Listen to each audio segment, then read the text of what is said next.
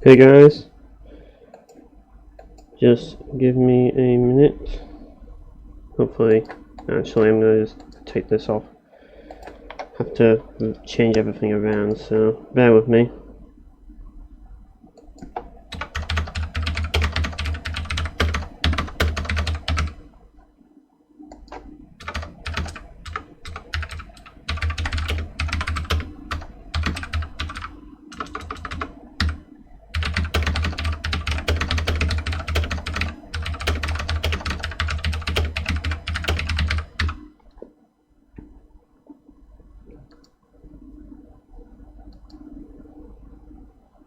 Right, just gotta make sure I'm streaming. I think I am.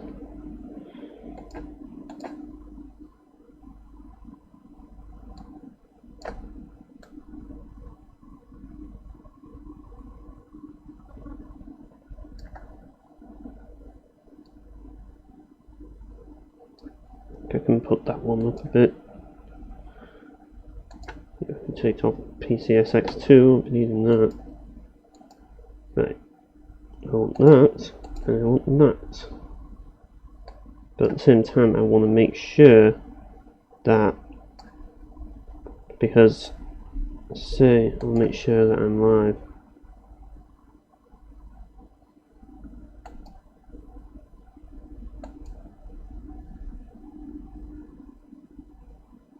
Right, that image is a bit small. How can I make it bigger? That's a good question.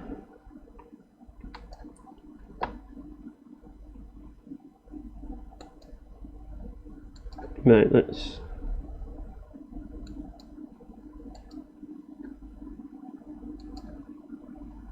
see if I can mess with things a little bit.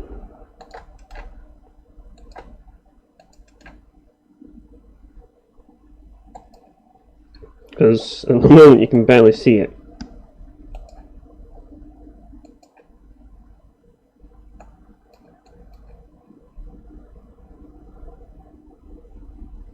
And now I think I've buggered up the whole thing, so yeah. Probably wasn't the best thing to do, I guess. Hang on, let me just try this. Right, now I'm gonna put that on. Right, there we are. So, well, this is odd. I don't really know if this is gonna be enough. I don't know. But I guess I'll have to see.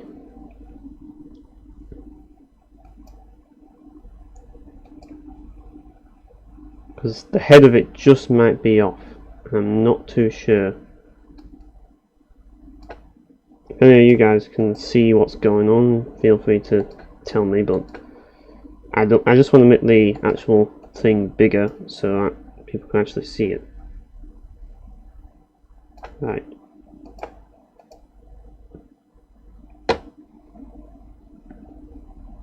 I see. So if I make it a little bit bigger like that, will it work? But the thing is, I need to also check to see if it's like that on the actual thing. So I guess I'm going to have to pull it up a little bit, just so that it has a little bit more of a gap. And I think that's the best I can do. Yeah, that's the best I can do on this. Right. Let's get back to it then. Still streaming. Good. Hopefully the controls...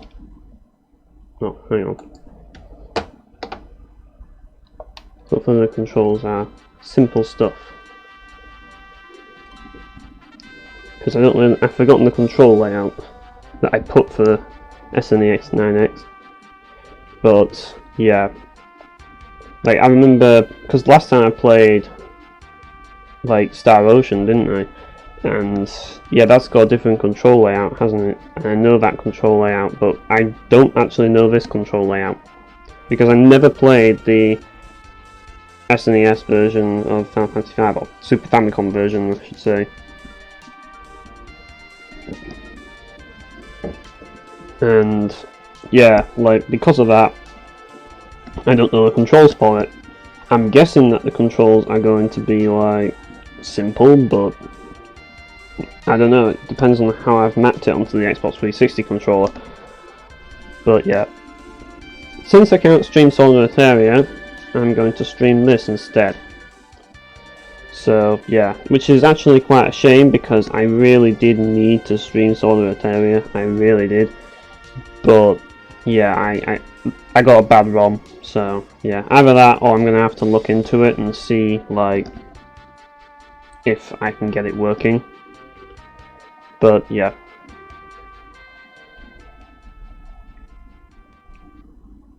Instead I'm gonna play this. I think this plays when you start a new game anyways, so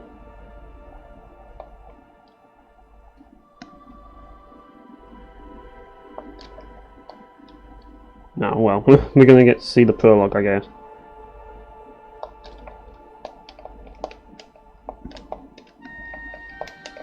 Is there any way I can get shut of this? Well, doesn't seem so.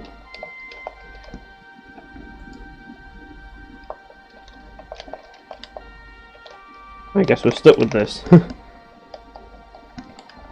really do hope that the game works with my controller out.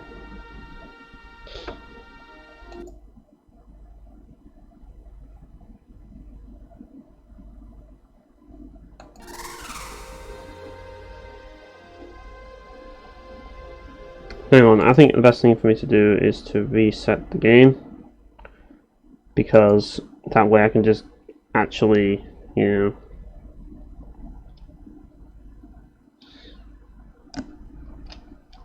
find out if I can actually start the game using this controller.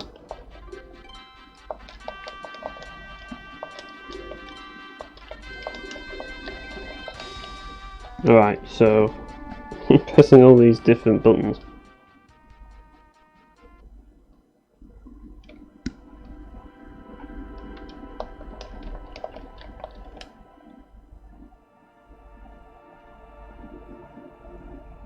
I guess that's actually triggered the scene, I don't know.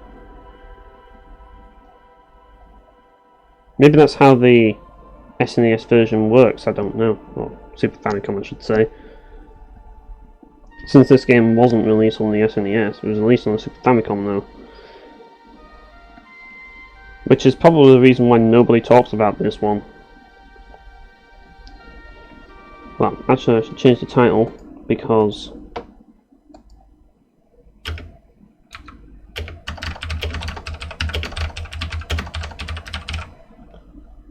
there we are.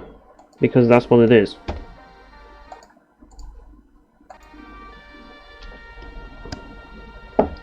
Yeah, this is the best Final Fantasy, to me. But not many people played this game back in the day, so I take it X is to carry on the conversation.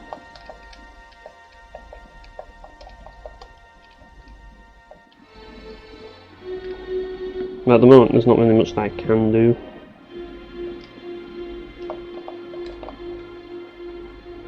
I'm just pressing all the buttons I can. But it's on autoplay at the moment.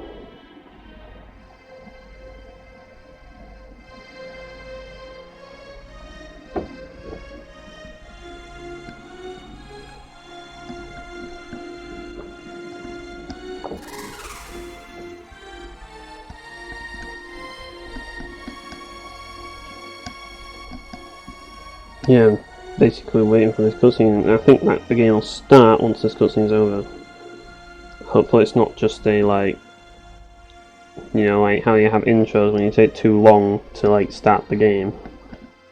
Hopefully it's not one of those.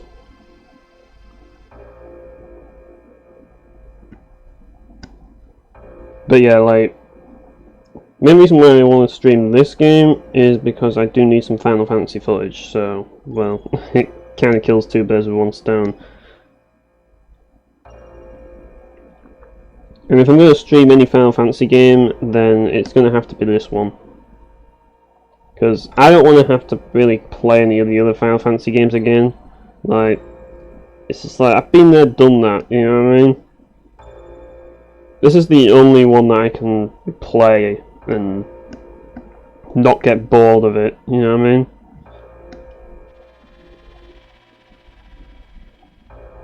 And there's a reason for that, and it's mainly because, well, this game kind of like hooked me to the genre in a way. It wasn't what got me into the genre, but like it wasn't my first JRPG, but it's the game that kind of got me hooked to the genre, if that makes sense.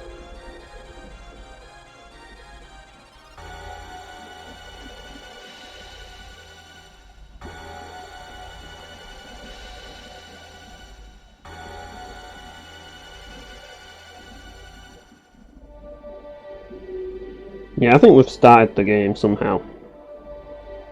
I think we have.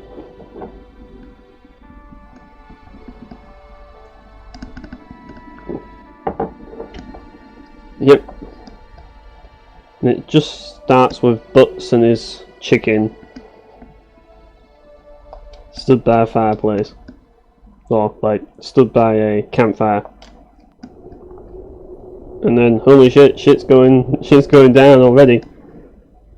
There's plenty of that in this game, like, where everyone's just like, holy shit, and then rumbling sound.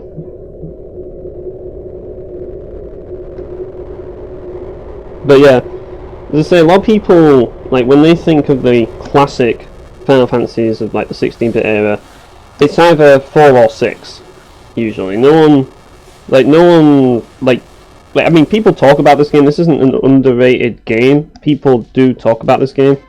Right. That's the menu. I don't know what the others are, but yeah. Like, people do talk about this game, but let's put it this way. Whenever the topic of, like, it's a bit like, kind of how, like, I don't know, like, it's like, I'm not sure if I could say Painkiller, but because, no, I don't think I would say Painkiller, because I would say that is underrated. But it's the game, like, if the topic of 16-bit SNES RPGs comes up, then people tend to talk about, like, Final Fantasy 4 or Final Fantasy 6 or Chrono Trigger or, like, stuff like that. But this game never gets mentioned, and there's a reason for that. And that's because it was never released in the US. But I'm from the UK, so it makes no difference to me. Like, I got this game at the same time as we got 4, so we got 4 and 5 at the same time on the Anthology disc. That's when the UK first got this game. And here we have the main character, Butts. Yeah, I think we've all made jokes about this guy. We've all made jokes about this name. Butts. You know an RPG is going to be great when the protagonist is called Butts. Like, you can't get any better than that. Even Shin wouldn't be a better name than Butts. So there's no reason for me to change it. But, yeah, like, this game kind of feels like the odd one out in the series. And in a good way. Because while 4 and 6 kind of have these, I don't like to say it like this, but they kind of have these, like, I don't think it's the best word to describe it really, but, like, let's just say that the stories of 4 and 6 try to take themselves more seriously, and, like, they're more like, this is super deep stuff. Like, for the time, like, 4 and 6 were, like, super deep stories for video game standards. Whereas this game just tries to be just another, like, just another typical, traditional JRPG like the rest. And, yeah, I think that's another reason why this game kind of gets shadowed by 4 and 6. And I think it's a bit of a shame because I personally think this game is way better than 4 and 6. Way better. And a lot of people would get really pissed off at me saying that, but, like, I mean, I get it. I understand why people like 6 a lot, because 6 does have a, like, for its time, the story of 6 is pretty phenomenal. I mean, nowadays, 6's story is kind of like, it's okay, but it's kind of been done to death now, so it's not as special anymore, you know what I mean? And I think, considering the fact that it's a game that really tried to focus on the story, 6 just hasn't aged as well as 5, in my opinion. But because 5 sticks to traditional storytelling, like, it doesn't try to be, like, pretentious or anything. And that's the word I was going to use, but I don't really think that 4 and 6 are pretentious. I just think that, like, they try to take themselves more seriously, but this game, it's the opposite of pretentious, and that makes sense. It doesn't really try to take itself seriously, it just is what it is. And that's what I like about it, because this game stands out mainly due to the fact that it just feels so normal. And that means that because the focus isn't on the story, the rest of the game stands out, if that makes sense. Like, when you're playing 6 and stuff, like, you get so distracted with what's going on in the story, and if you play the game again, like, replay it, and you're seeing all the, like, exposition and all that again, it's just kind of like, it gets on your nerves the second time round, you know what I mean? But with this game, it's like, you know what happens, and, like, the game doesn't fill itself with too much needless story and stuff. It's just one big adventure. That's basically what Final Fantasy V is. And that's why it's my favourite game in the series, because there's no real, like, massive story to it or anything like that. It is predominantly an adventure. And as you can see, there's a bit of banter in there as well. Like, the characters in this game are not like, they're not the most focused characters. They're not like Final Fantasy VI's characters, where a lot of, like, work was put into making them, like so deep and stuff, but they're still charming characters because of the dialogue. Whenever the dialogue gets a chance to, like whenever they get a chance to talk. Let's put it this way, the game doesn't slack off on the characters, it just doesn't try too hard. And I think that's another reason why I like it a lot, and as, like, because the characters don't try too hard to be, like, super deep. That's why I like it. And hey, Wind Waker, like, Hungry Caterpillar, I've never seen Hungry Caterpillar, but I will say one thing, like, Lord of the Rings, I could never get into it. The closest thing to Lord of the Rings that I ever did get into was Shadow of Mordor, just for the gameplay itself. Like, the universe of Lord of the Rings, Tolkien, I could never get into, and, like, the movies themselves, like, I was trying to take all that in, and I just couldn't understand what was going on. I mean, all I understood from the Fellowship of the Ring is that there was a dude that was, like, this tiny dude who had to take this ring into a volcano and throw it into the volcano. I'm like, surely this isn't going to be, like, this massive journey, but it ended up being a massive journey, and needlessly complicated to the point that I didn't even know what was going on. It was just like, okay, why is Aragorn here? Why is Legolas here? What are these people doing here? Why are they joining this hobbit on his journey to a volcano to throw a ring down into, like, the lava? Like, I'm just, at that point, the story just lost me. So I could never understand it. But with, like, I mean, as I say, I was comparing it to Final Fantasy VI and 4. I mean, 4's story to me, right now, it's the most generic thing ever. Back in the day it wasn't, but now it is. As for 6, I think it's aged a lot better than 4, but I still think that going back to 6 is harder because of how, like, just because of the story. It's like, we've seen it before, and when you've seen the story before, it's just not the same. But this game's different because when you play this game again, you don't really feel like you have to, like, struggle through all the exposition and stuff like that. You can just focus on the journey, and that's the main part about this game. That's what this game's all about. It's all about the journey, not the whole, like, storytelling. And that's why this game is my favourite of the bunch. because, like, as I say, like, after 6, the series just kind of got really super complicated and, like, crazy over the top shit. And I like over the top shit, but I think that the series just took it a bit too far. Like, especially with 8 and 10, like, it just went crazy, and it's just so difficult to go back to that. Like, especially once if you've played it time and time again, and you've seen the story like a billion times, it's just so hard to go back to it. Whereas this game is so easy to go back to, because, like, yes, you know what happens, but at the same time, it's like, the thing that makes this game stand out isn't the story itself. It's the adventure, it's the journey, it's the dungeons, and, like, how inventive the dungeons are, and the locations are, and the world is. Like, the world of this game is fantastic.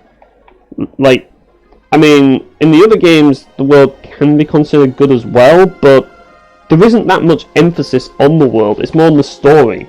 Whereas this game focuses on the world, if that makes sense. It focuses on the adventure around, like, these foreign lands, and not so much on the story. And unlike Final Fantasy 3 and Final Fantasy 2, the combat has aged well, very well.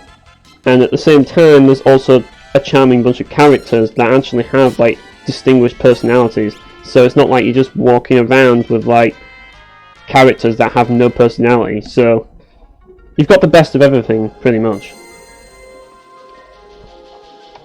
And yeah, you can heal up for free there, so might as well.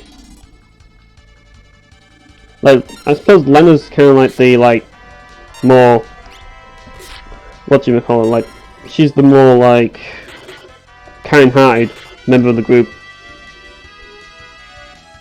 In a way, like, you could argue that she's a bit generic in that sense, but, well, I suppose that's what you get. She is a princess, so, yeah. She's probably the most generic character, if you ask me. And the Wolfman's name in the second act, yeah, like, I forgot what his name is, but, yeah, like, I remember that he was kind of like, I remember that you'd meet him in Karnak, but I don't, like, I know he was a NPC, and there's so many NPCs in this game that are just super important that you just can't keep up with them all. But, right, as I say, like, Darts is kind of like this free-spirited adventurer sort of dude, but he also has kind of, I mean, it's very subtle with it, in the sense that he kind of has his, like, own past and stuff that they kind of delve into it later on, but there's nothing, like, too much, if you know what I mean. Then you've got Galuf, who's like this just wild grandpa type character. Like, he's the best character, if you ask me, because of just how crazy he is.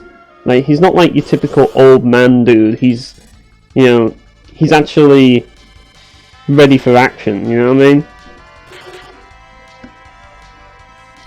And yeah, like, then you've got another character who we'll be getting later, and yeah, that character's interesting in itself, but I'm not going to go too into that in case someone's not played this game. But I think pretty much everybody's played this game before. Everybody knows Final Fantasy. It's not really a secret anymore. Like, this game is one of those games that originally this game was very underrated, but now it's got a lot more attention, as people have got to know this game through, like, side games like Dissidia and stuff, which has kind of made this game more, like, popular and all that lot. But before all that, this game was kind of unknown, especially in, like, America, because people weren't brought up with it. But in the UK, like, because I picked up the anthology on PS1, which was like the first opportunity to play this game, this was actually one of my earlier Final Fantasy games. So yeah, I mean, my first one was 7, like pretty much everybody's. But after 7, I played 4 and 5, which were on the anthology. And I remember playing 4 first, and 4 was kind of like 4 was alright, but I just wasn't as into it as I was 5. The moment I played 5, I just really got into it. Like, I was really loving it. But eventually I came to a point where the game got really difficult, and I was like, oh god, like, how do I get through this? And yeah, I got stuck on a boss basically, and I ended up having to put it down for like quite a while. And yeah, then eventually I came back to it. Well, I'm just going to pull the chat along so I can actually read what you're saying a bit easier. Like, Final Fantasy V is Lego. I don't know what you mean by that. I guess what you mean by that is the fact that you get to personalise your character's class a lot more. Final Fantasy IV is Doritos. And yeah, your first being 10, like, that's one of the game. That's pretty much the last game Sakaguchi was involved in, if I recall. Like, 10 was actually one of my later entries. Like, I actually played 10-2 before I played 10, funnily enough, because I thought that was 10, and you can imagine the look on my face when I first saw the intro of 10-2, yeah. It was not pleasant. But, yeah, I think 5 is one of those games that it caters to a bit of a different audience to the other games in the series, I guess. Well, I suppose so, like, it kind of did in a way ruin 10. I kind of knew the plot twist and all that lot, but there wasn't really much that I could do about it, considering the fact that I played it first. I ended up having to borrow 10 from somebody because I didn't own it. But yeah, one of the things I like about this game is like the locations you go to.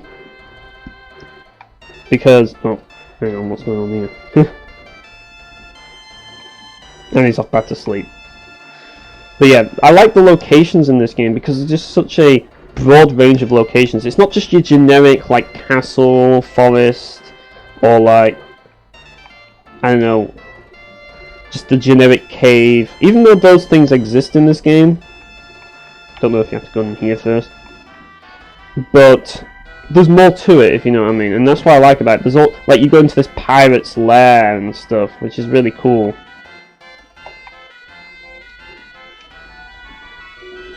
Yeah, I think we have to go somewhere, and we're definitely not in the right place. I suppose so. There are other areas of pirates, I suppose, but I think the next area is a more unique area, if that makes sense. But I suppose since you go to a pirate area so early, I guess you could say that, but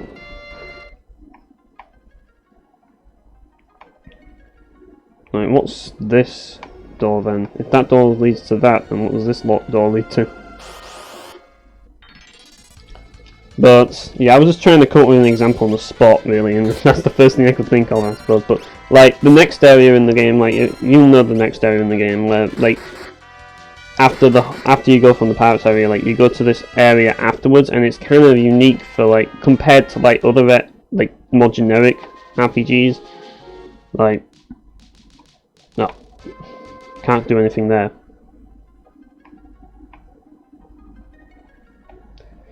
Yeah, like, but what I was mainly talking about was, like, I suppose I might as well go and spoil it now, but what I'm mainly talking about is, like, the ship graveyard and stuff.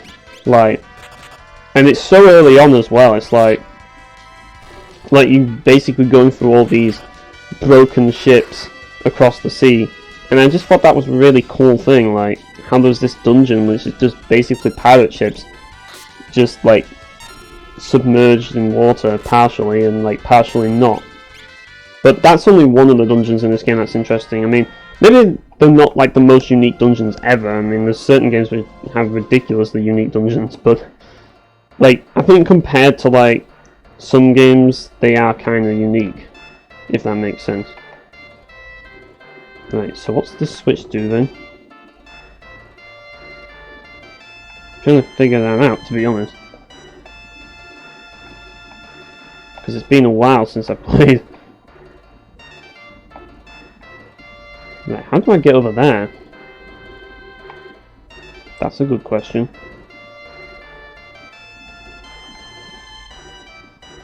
There's a lot of secret walls in this game as well. Maybe I'm missing something. I don't know.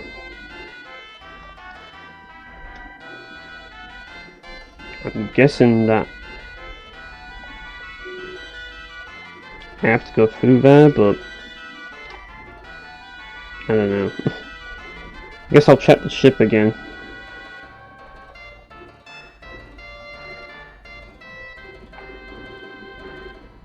No, hang on a minute. Maybe I'll try the steering wheel.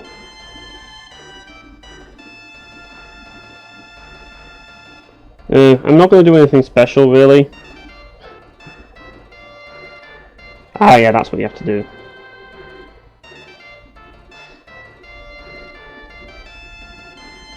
And yeah, he can't really use the wheel. Like, I'm just basically going to do a generic run, I suppose. Like, this wasn't really a planned, like, a game that I'd planned to, like, stream completely, to be honest. The main reason why I'm streaming this is because I need footage for an article that I'm doing. But also because I wanted to talk about it, I suppose. But yeah, I'll see how far I get, I guess. But as I say, this isn't going to be like Star Ocean where I'm going to play through the entire game. This is just going to be like a one-off, at least for now. Because I want to like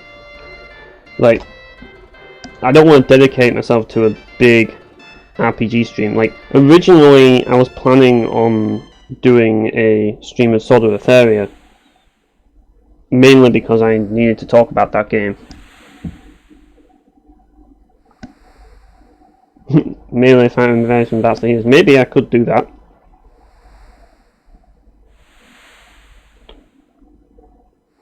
But I like to have a mixture of like different characters and like different classes and stuff. That's what I like to do.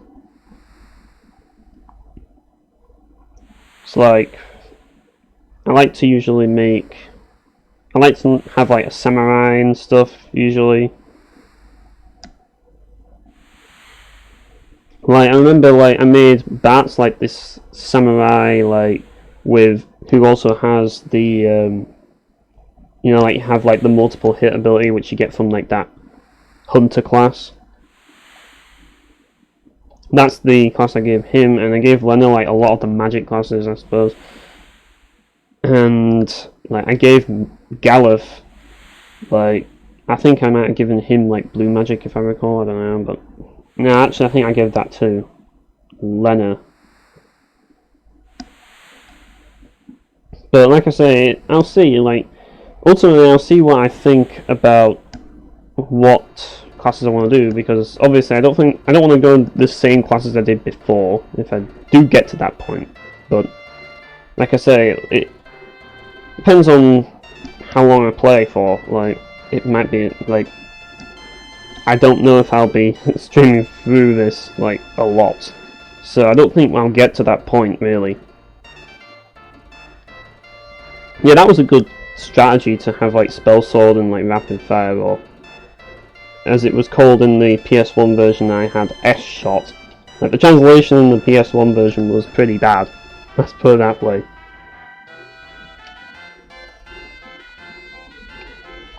And, yeah. Like, as I say, I think I went Summoner with Ferris, and I might have been Blue Mage with her, I don't know. Well, I suppose that's giving stuff away, but it's not really that long until the big reveal, is it? You're gonna get spoiled in this stream, guys. Sorry about that. Should probably say that.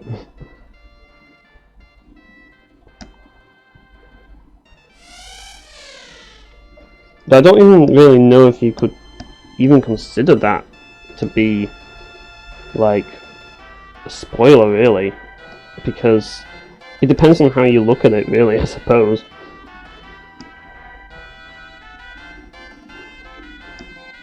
The one who appeared in every Final Fantasy game ever, yeah.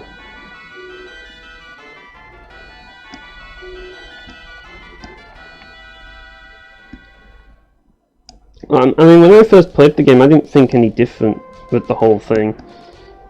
Like, I just looked at the sprite and made up my mind. That was basically it. Yeah, you can just do it autopilot.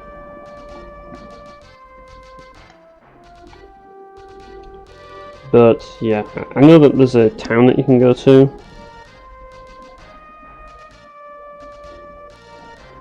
But I'm just going to get to the point. What I should do though is equip some stuff, I guess, just to make things a little bit easier. But yeah, another thing I like about this game is the music as well. It's not my favourite soundtrack in the series. I mean, my favourite soundtrack in the series is actually 12, believe it or not. But I guess there's nothing else for anyone else, so yeah. But like, Final Fantasy 12 isn't what I consider to be like a game I enjoy. I didn't enjoy it at all, but I really like the soundtrack. Though I would say that this game's soundtrack is the second best soundtrack, personally. But I think I like to consider this game to be like, it's one of those games that's you remember mainly because of the music and the level design of the dungeons and the boss fights and stuff, and just the adventure and the journey itself. Like, there's a lot of flavour in Final Fantasy V. I think that's the best way to describe it. There's a lot of flavour in it. It's not like a game that really focuses on just like one standard thing and sticks with it forever. Like, you're not really like stuck in one sort of thematic style. There's a lot of things going on in this game. A lot of like themes, and by themes I don't mean narrative themes, I mean like themes in terms of like settings, and I think that really keeps this game fresh, and it's part of the game's appeal to me, because at the moment, yeah, we're in this wind temple, but there's more to come, you know what I mean? There's loads of different locations in this game. Like, I mean, I've never played Xenoblade, to be fair.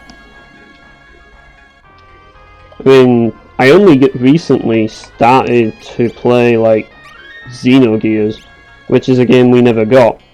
So it's like we only got this game on the PlayStation, along with 4, and we didn't even get Xenogears at all. So, yeah, that kind of sums things up, does that. But yeah, at this point the combat is pretty basic because, yeah, there's really not much to it at this point because we don't have the classes yet. Whoa, what just happened there? I need to click the emulator, I guess. There we go. Yeah, like, I like to have like forest levels and stuff in games, and like, but I like to have a nice variety of locations, and that's what this game offers. Like, there's tons of different locations, and that's part of the reason why I play role-playing games, because you get to go to a wide variety of locations, and it's like, because it feels like an adventure, you know, you're traveling across the world, and few other genres let you do that, you know what I mean? And it, like, at the same time you're growing your characters and developing your characters and stuff, and that's the whole appeal of RPGs to me. And I think JRPGs do it really well because of how well they illustrate the world and stuff. But yeah, like, say that I haven't played Xenoblade. Yeah, like Xenoblade, like, I did look into the game, but as I say, like, at the time it was very expensive when I was looking to pick it up. Like, it was just like, there was a point where the game was, like, had shortage and stuff. But yeah, like, I did want to get it, just could never get hold of it, really, and never got around to it. So yeah, that's the reason why I haven't played that. But as I say, like, trying to play Xenogears now, well, been trying to play it, because I do want to get into that series. it's just like, you know, like never got the chance to do it.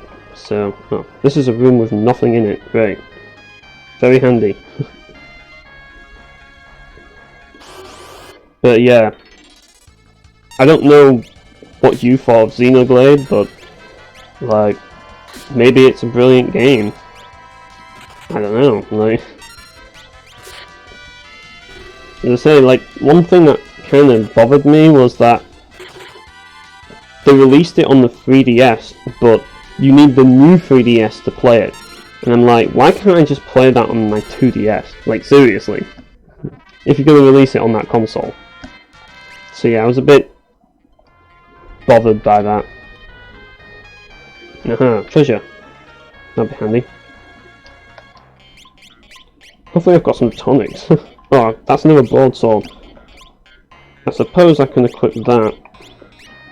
No, you've got a dagger. I think the person who needs the broadsword the most is probably Caliph, because he's using his bare knuckles.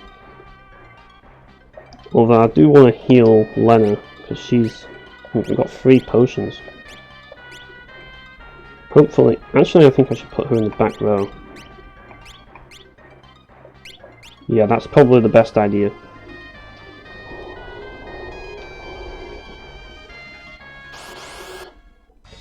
But yeah, what do you think of Xenoblade then? Oh, chat, she's gonna die anyway, isn't she? Yep. Goodbye. Actually, I'm gonna use item. Don't want to die this quick.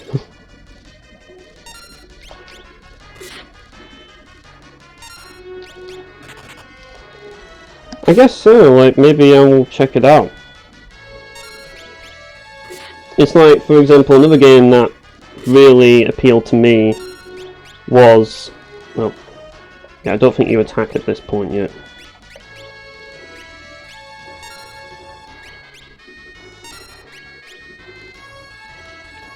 Yeah, crazy places. Like, one game that really appealed to me was the was Ys 8, because that game really did have that feeling of adventure to it. I guess defending didn't make that much of a difference. Oh well. And that feeling when you realise that you haven't saved, that's not going to be good, is it? Oh dear. I forgot how brutal this game could be. So it looks like we're going to have to start again. Oh well. My bad. Yep.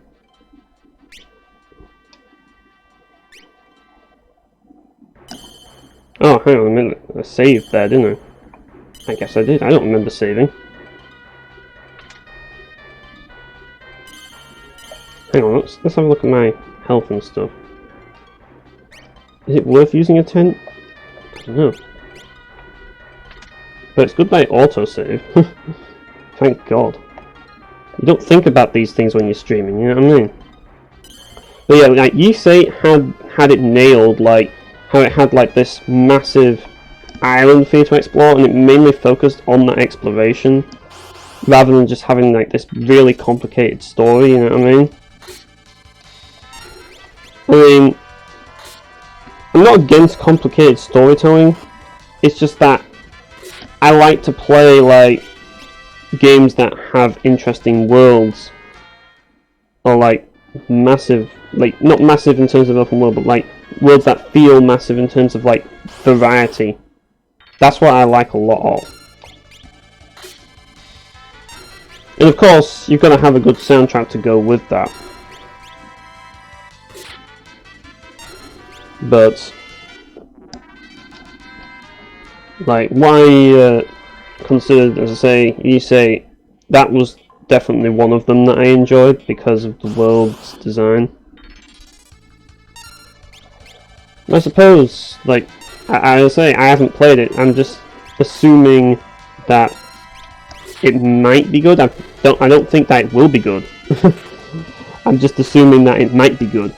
That's basically it. And believe me, I'm not going to jump to conclusions on games. I'm just saying that I've never played it. And it might be good. a lot of games might be good, but they might not be good. That's the way it is. And in this case, like, as I say, it's like whether or not I play the game depends on whether I get the opportunity to do so at the end of the day. Like, I don't even know if there's any point in putting her in the back row, to be honest, because she's going to take a lot of damage anyways.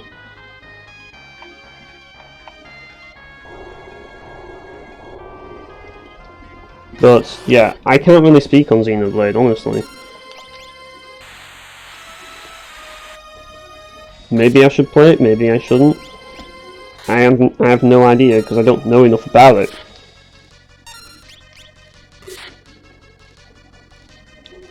All I can say is that Yusei is the closest thing that delivered it at the time. Like, in the current generation, that's the closest thing to what I consider like a game which focuses on like exploring and stuff. And it's not just like the exotic places. I think a lot of it comes more down to like having like that feeling of like traveling around the world, which focuses on that. And in a way, I kind of understand why games don't do it anymore. It's because like games have had so many amazing like stories for video game standards, and people have just come to the point where they like kind of demand that now, you know what I mean? Maybe I'm fighting this fight wrong, I don't know. But we killed him anyways. It's a bit of a shame because I did get an elixir drop, but this isn't really going to be a long-term thing.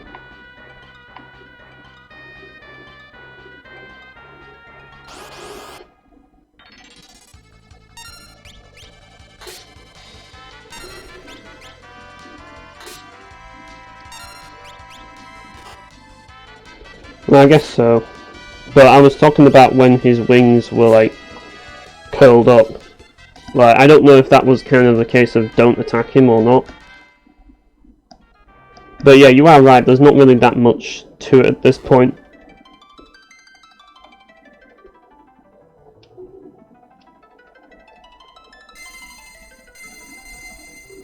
But I should have probably not been as stupid and should have prepared myself a little bit more there. I should have gone to the, like, because I think there is a town that you can go to and you can buy some stuff from there. Would have gotten me more like healing items and stuff, because I know you can buy tonics, which are really handy. But yeah, like this game kind of got criticized for like having like this crystals plot again, but I think that the game, considering the fact that like all the other Final Fantasy games that did this were like kind of generic, I think this game actually used this MacGuffin plot device really well, and it didn't completely focus on it. It kind of just used it as like the start of things, if that makes sense. But it is simple, and what more do you want? You know what I mean?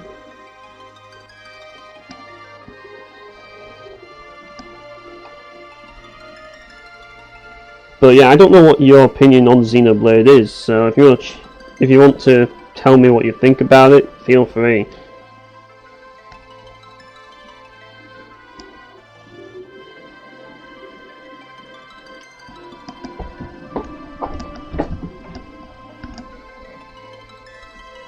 But, I mean, I suppose when it comes to RPGs, it depends ultimately on what you actually are looking for at the time. Sometimes it's situational.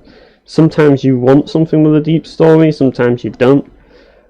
But I find this game's more memorable because of the whole adventure aspect. And I just think that these days it's very hard to like get games like that, because, and I know why, it's because developers, they want to like create some amazing experiences, and Like, yeah, like, people want these amazing stories. People want to, like, be connected with the characters and the lore and stuff. And that's the thing, like, a lot of people want that, and because of that, they have to meet demands. You know what I mean? But for me, if I want, like, an engaging story, like, for me, that would be Warcraft 3. But, as I say, JRPGs, I do partially play for the story, but that's not really the main focus for me. And, yeah, like when I talk about exploration as well, I don't mean games like open world and stuff like that, obviously. Like exploration, like, I like to explore, like, areas that are, like, very, like, deliberately designed. Like, areas that have, like, actual creative level design instead of just being, like, a flat plane that is massive. You know what I mean? That's what I look for. I like to have, like, a variety in terms of level design. And I think this game nailed that. Compared with other Final Fantasy games, this game had so much going for it in terms of the level design. And that's not to say that other Final Fantasy games are bad at level design, I just think that this game stands out for it.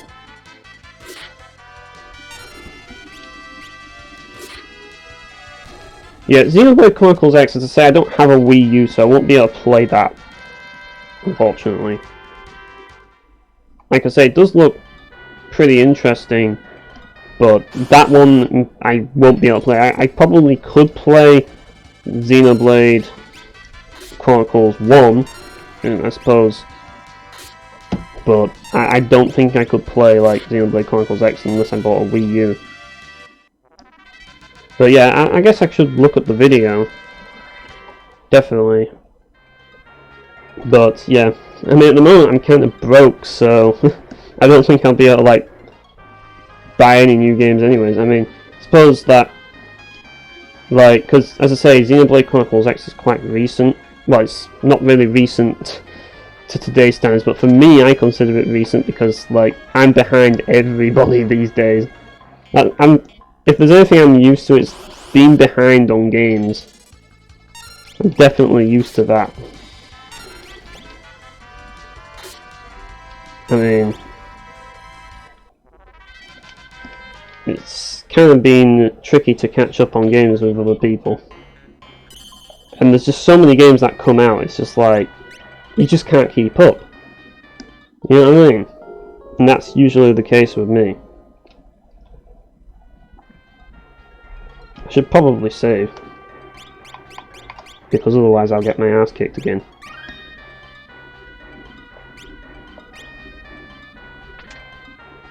Yeah. Then for JRPGs, yeah. I suppose there's that, but, like, I don't think games have been doing brilliantly, generally speaking.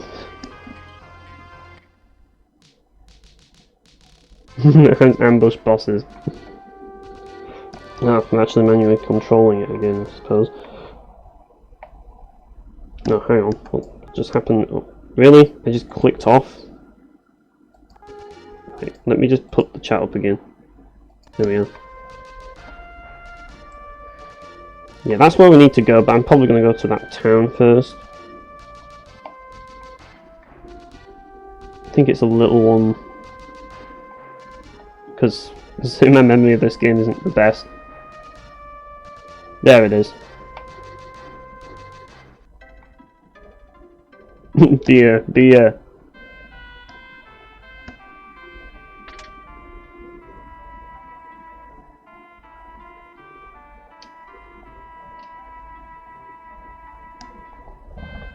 Everyone wants a pint, it seems. But yeah, I need to get some better items, that's what I need. There's also a magic shop as well. Another thing I need to do is job. Right, I suppose I can make him a white mage, if you want me to. And you want me to make Lena something tough? Make her a monk or a knight. I guess I could make her a knight. And Galuf, well, could make him a blue mage, or I don't think blue mage is really that vital to get at this point. Brawl, yeah, that's what I'll need. I guess that means I'm gonna have to buy new equipment, doesn't it? Because I need some sort of a staff for bats, or butts as he's called in this. Right. Let's buy a staff for butts.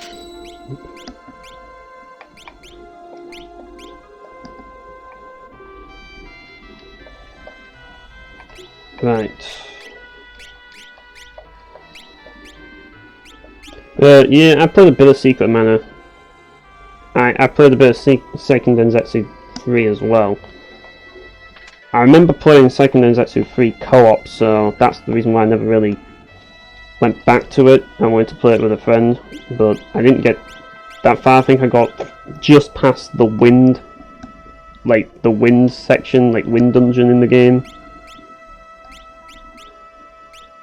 Don't know if I need to buy that leather shield, to be honest. But yeah, I mean, Second Densetsu 3 is, like, I find that's more enjoyable personally between the two, based on what I've played. But yeah, I haven't really played that much of them, but I've gotten a bit into them, if that makes sense. I think Cure will be handy. Evasion mechanic. Not really, no.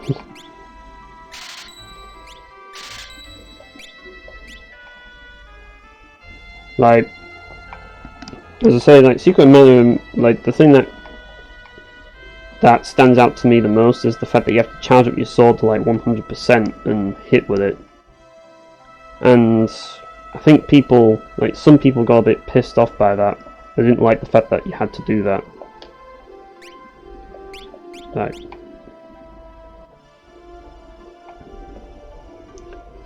Hang on, how's my... There we are. Status is... Oh, hang on. She's got no health. I'm going to stay at the inn then. Don't know where the item shop is.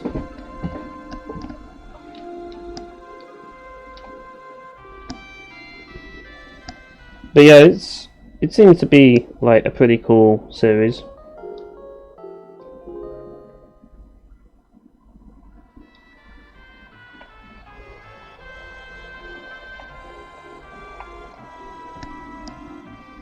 Now to find the item shop. Right, there's the magic shop. That's a mansion. I think down there is the beginner's house. Which I think there are some items in there. But do I really want to sit through the whole, like, intro and all that?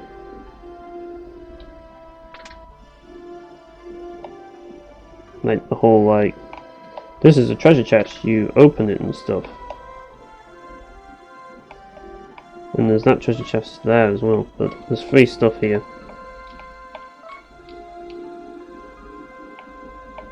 I'm gonna have to check to see if it's on the second floor of the pub then.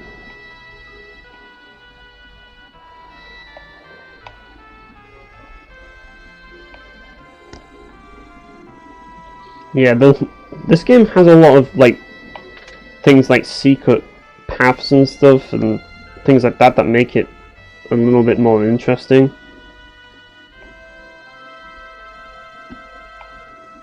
Oh god, that scene with Ferris.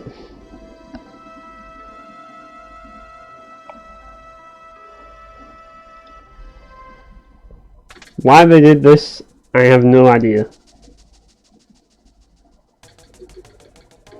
Unless they had their suspicions beforehand, in which case I get it.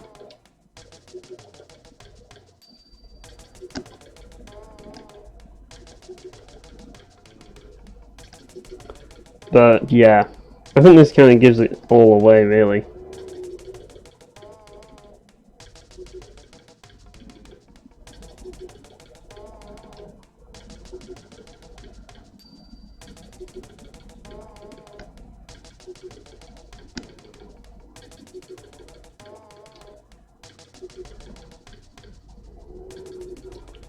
Yeah, like they also added those emotes so you could kind of get an idea as to what's going on in their mind, you know what I mean?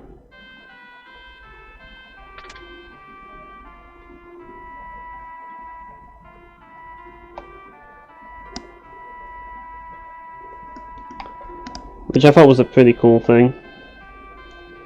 But yeah, now I need to find the item shop. But I don't think it's here. I've checked everywhere and no item shop, which is a bit of a shame.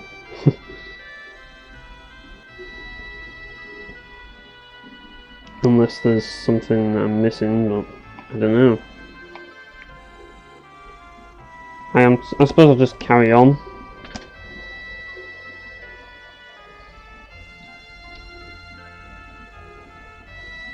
Right, let's get out of here then.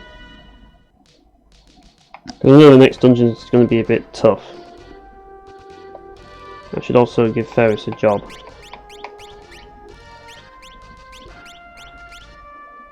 And Black Mage for now, because I need one. Actually, considering the fact that I'm getting a Black Mage, I'm probably going to want to give Ferris a... Oh, great. All this again. I need to give him a rod.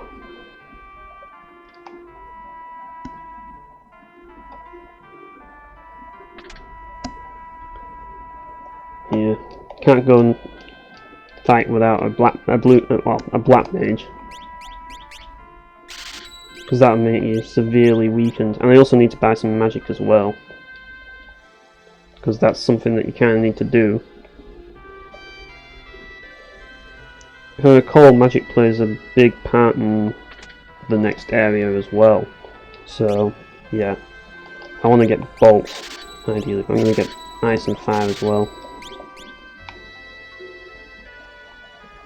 There we are. Now we can actually go.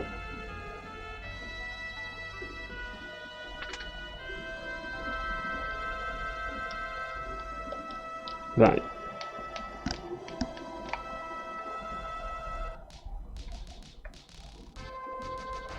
But yeah, like, as I said before, like, I'm not going to be playing through the entire game, so don't want to get your hopes up on that.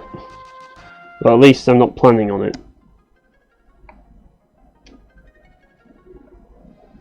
Right, how do we get through there again? It's a good question.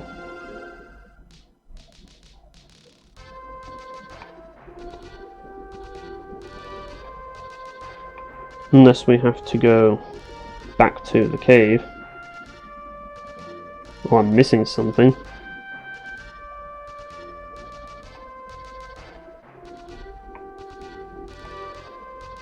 No, I don't think we can go back to the cave. That takes us somewhere else. God, this is back when you had to really, like, explore to find your way around, you know what I mean? That's what it was all about back then, you know? And unfortunately, that's easier said than done for me. Yeah, like, I haven't played in a while either, that's the problem. Like, if I'd have played it, like, if I had got a guide with me, I probably have known, but yeah, at this point it's like, I know you're supposed to go through that canal, but since the thing's locked, I'm getting abused by garbage and killing Omega, yeah. Omega was an interesting fight. Right. That's a good question. How do we get that canal gate open? I suppose I should go see if I can explore around town. Maybe that's what I need to do. I'm guessing that's what I need to do.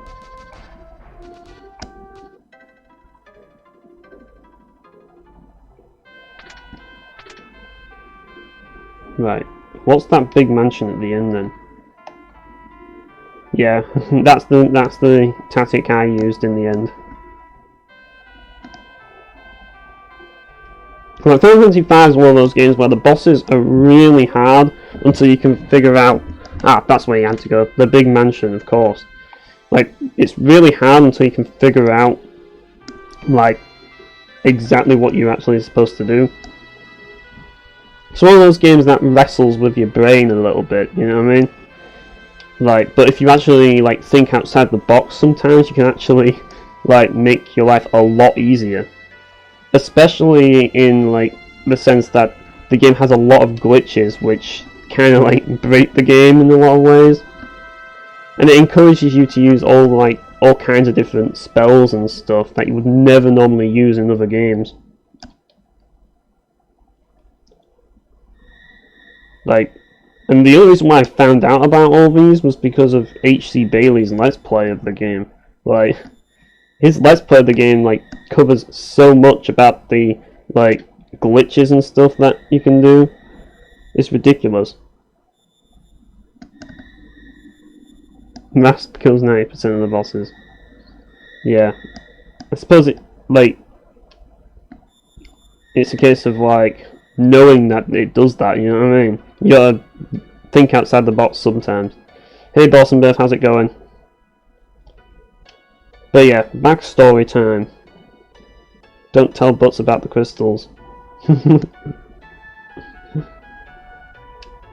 just love how the protagonist is named Butts. Like, you can't get a better name for a JRPG protagonist, really. You can't.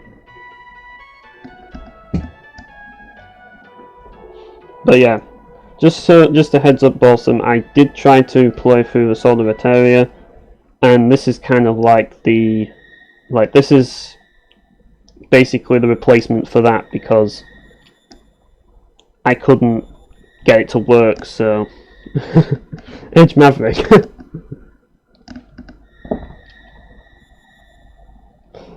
Yeah, Edge Maverick is pretty good, I'm not gonna lie.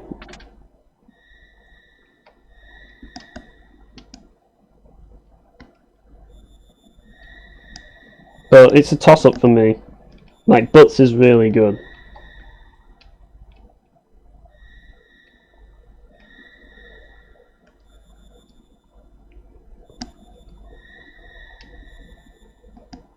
Like, I think the name Edge Maverick would have fitted a different character better, to be honest. Like, it would have been more befitting of, like, Arumat, in a way, than Edge. Because, like, Arumat is more like the definition of what Edge Maverick's name is, pretty much. But yeah, time to leave town. Now that we've got the canal key, I think we've got it. I hope we have. I can check the key items to see if I have. Oh. There we are, canal key, good. Now I can actually make some progress.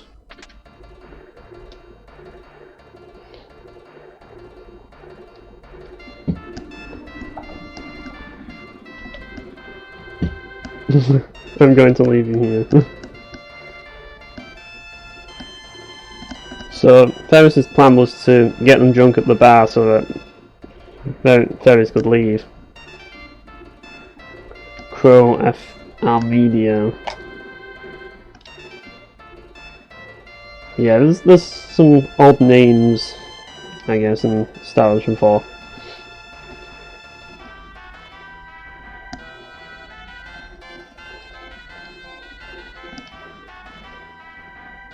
Yeah, right at the beginning. I'm basically doing this stream because I wanted to just get some footage for an article that I'm doing, and at the same time I was trying to find something to replace Sword of Etheria, which is what I wanted to stream today, but the emulator just stopped working when I reached the cutscene, so I was like, okay. It's clearly something I'd have to fix or something, I don't know. But instead I decided I'm going to just do this game. Because I do need to stream or record some Final Fantasy games for footage. So I thought I'll just stream this one. I mean, I'm going to be playing other Final Fantasy games just for footage anyways, but I'm not going to bother streaming them. Because, well, I don't like playing through some of the Final Fantasy games. It's just a hassle for me, but this one's the exception because I actually enjoy this one.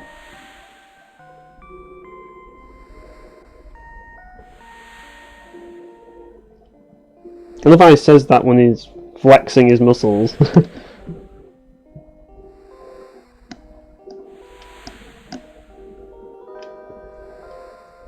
But yeah, we have to go through the canal next. We'll see if I can, like, how far I can get through before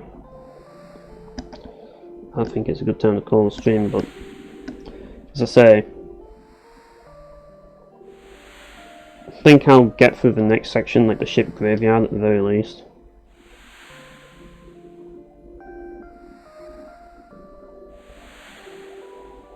But yeah, I did at least want to stream this game once because, like, it is a memorable part of my childhood, so I had to do it, you know what I mean? It's just not going, it's just a one-off, you know what I mean? It's not going to be like Star Ocean where I do the entire game. This is just a one-off, and I should make that clear. As I said, I wasn't originally planning on doing it. The only reason why I'm doing it is because I couldn't do Sword of Etheria. And because, well, it's a pretty solid game, so yeah. I'd rather stream this game than Final Fantasy X-2, let's put it that way. Like, and yeah, I've had to do some recording for X-2 as well. So yeah, that hasn't been fun.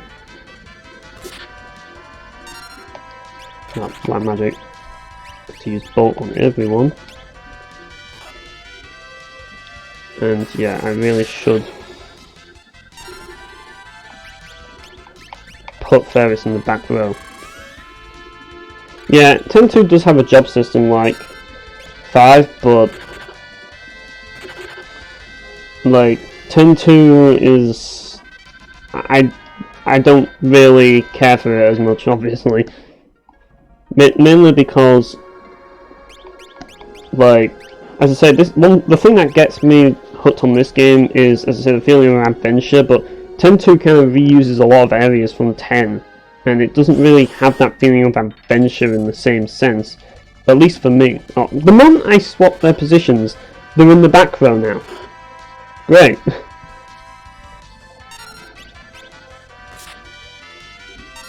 And yeah, let's put it this way, X-2 wasn't the best of Final Fantasies for me.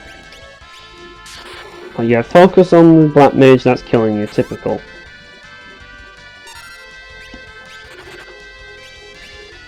No, there's not really much you can do, just attack.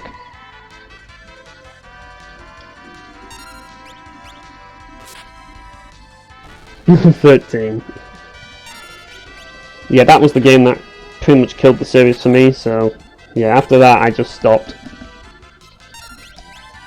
I just didn't care anymore, I'm just like, I'm done with this series. And that's part of the article that I want to write as well, because there's a...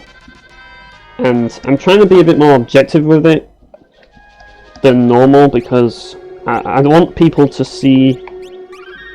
like, I want people to see that there's more to, like, you can like a game, but you've got to be aware of certain things and accept certain things, you know what I mean? And that's kind of what the whole idea of it is. But yeah, like, basically the article's about how Final Fantasy, like, how Sakaguchi's left the company and stuff, and how Final Fantasy's, like, isn't the same as it used to be and stuff. Moogle flavored.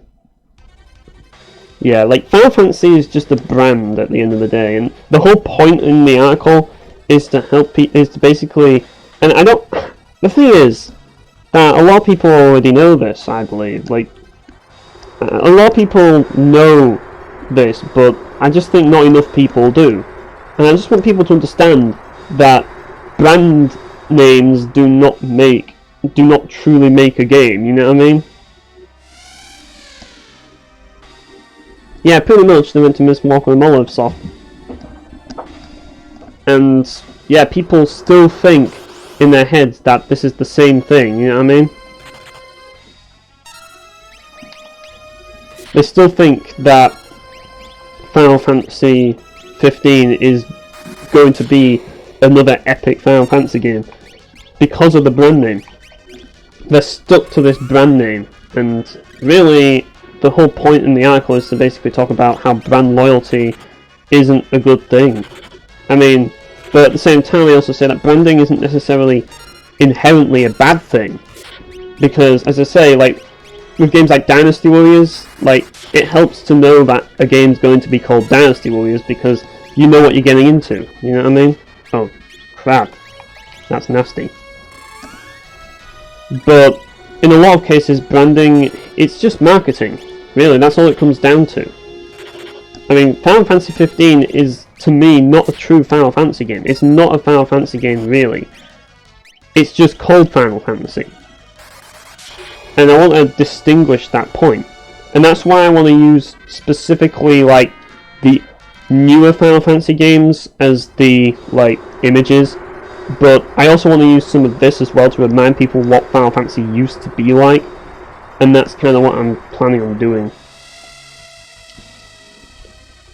And I want to do an article because I haven't done an article in a while. And yeah, like, I want to really focus more on my blog than anything now, at this point. I mean, even Bosenberg started his own blog, haven't you? So, like, yeah, I think that kind of reminded me in a way that I need to actually stop neglecting that. And that's the thing, like, there's going to be a lot less videos on the channel because of that.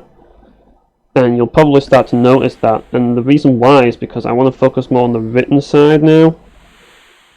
And yeah, because the written side is, to me, the main reason why I came to do this. Because I enjoy writing about games, but I mean, I can talk about games, but it's just not really my thing. Writing is more my thing, and that's the reason why I want to continue with, like, actually my written content more so. Although there are some videos that I do want to do, but I just want to focus less on the video side because, quite frankly, I don't consider myself to be good at making videos specifically. I think that if I stick to videos, it's not going to allow me to perform at my best. Whereas with writing, that's more my style, and I know that. And I don't want to mislead people into thinking that I'm 100% dedicated to YouTube. I want to be straight with people and say, you know, this is just like a side gig that connects to my blog.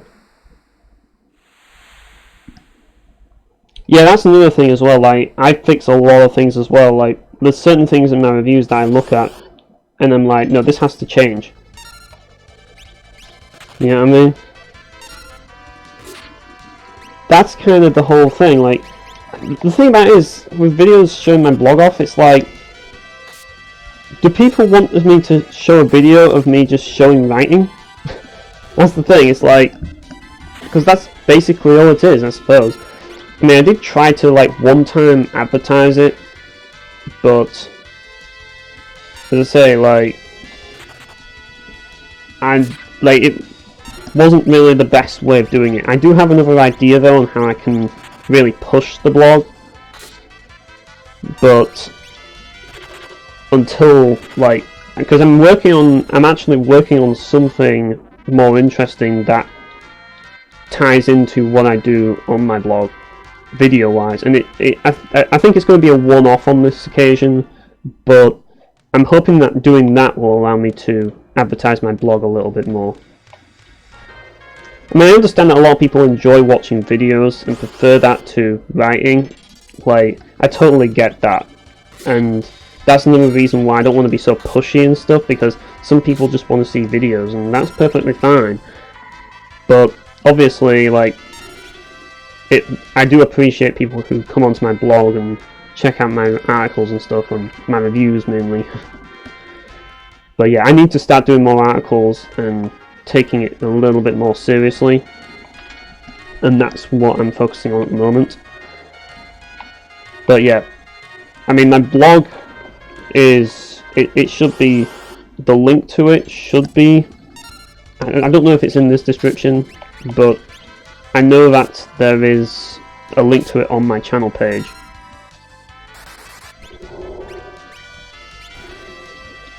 Yeah, there's also the case of, like, you can't always watch videos. Sometimes, like, you like, for example, you don't have headphones on you and you are, like, in a public place and you just want to, like, read something, you know what I mean? Oh. I've forgotten what was going on there.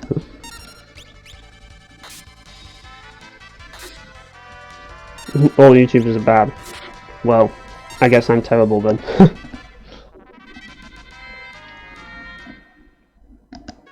But yeah, like that's always been the challenging thing for me, like trying to like, because as I understand, like it's difficult when you have an audience on YouTube and you have an audience on your blog, or lack of an audience on your blog, if you know what I mean. It's just like, obviously, you feel like you're going to like let your audience down if you focus on something else, you know what I mean? Because you've gotten people's trust and you've built something up that people want, only for you to say, hang on, I want to do something different. And I just kind of see that as betrayal to some degree. And that's kind of the reason why I want to be, I mean, I do want to be honest with you all and say that's kind of what I want to do. I don't want to build people's hopes up and make people think that I want to really focus on doing YouTube full time, because that's not exactly the idea. But yeah, I do use YouTube as a means of like, hang on a minute, trying to figure out which way I was going.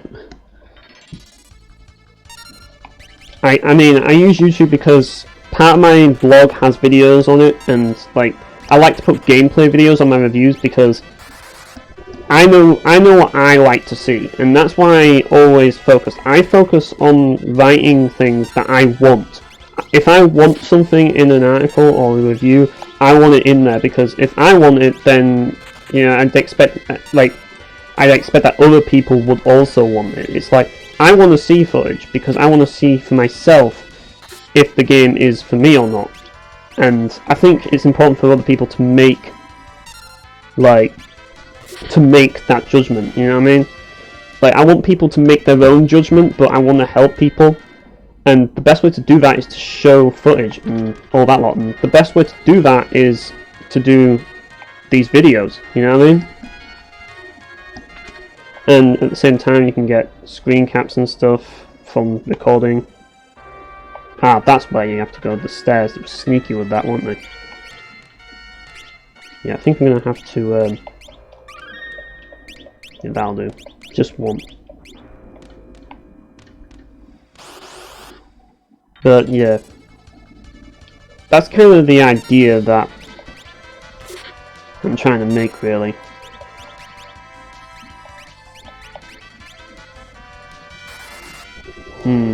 I fear that I'm going to run out of MP eventually, but oh well.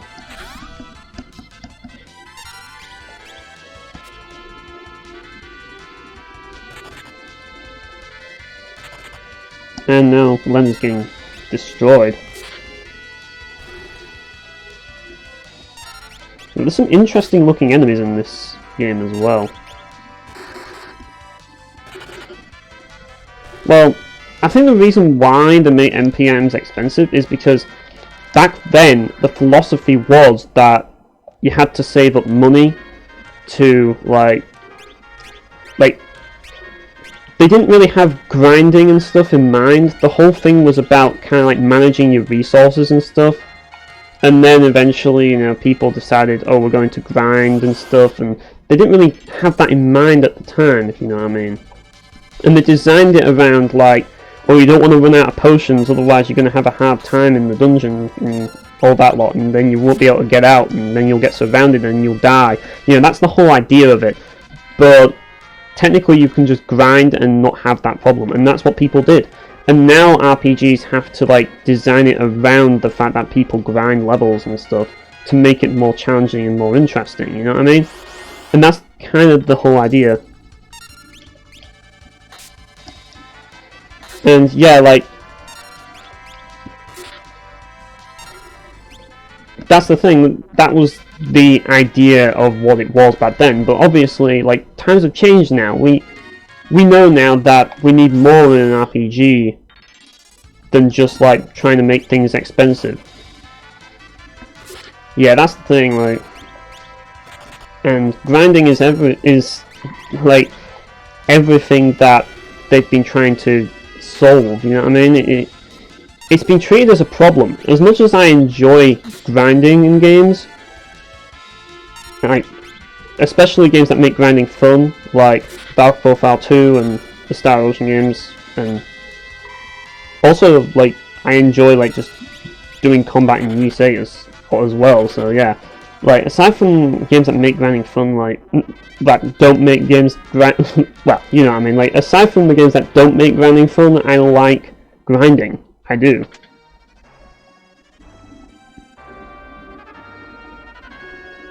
Yeah, pretty much. Like 7 was the big change, pretty much. Like.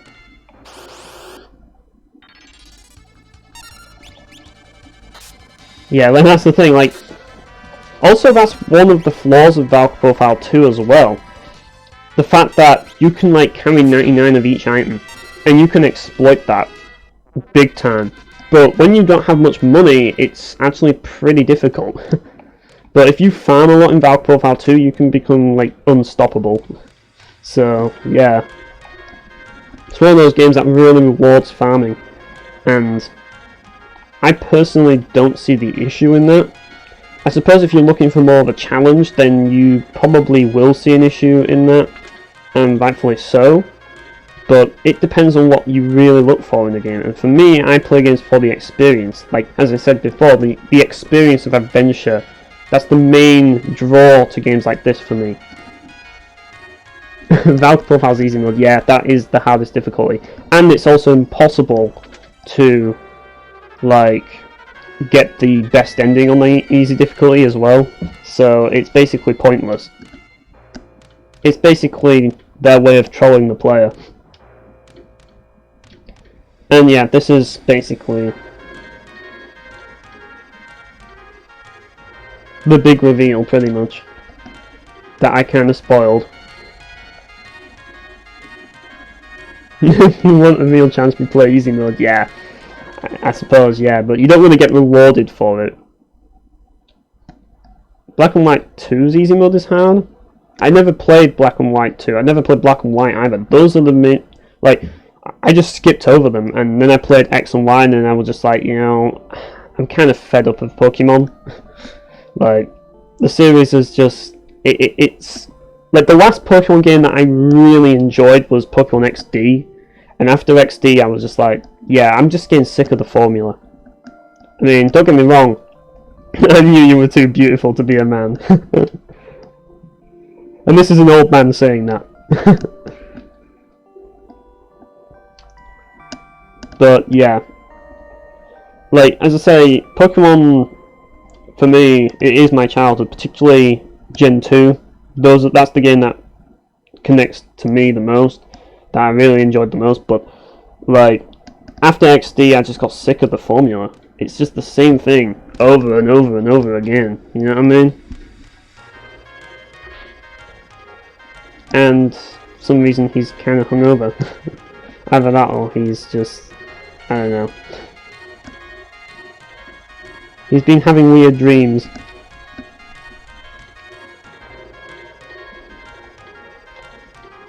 Chances are those dreams are about fairies.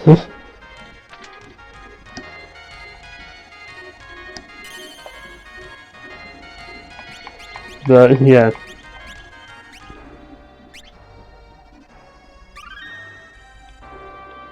Since its base is based on level, using the it would make you a low level. What? Garth is seasick. That's a possibility.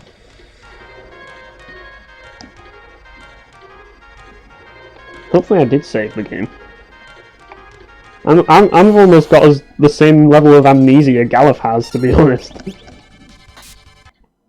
Oh, emulator just decided to stop for a second. Right. Should I just fight because I know what's coming? Partially undead.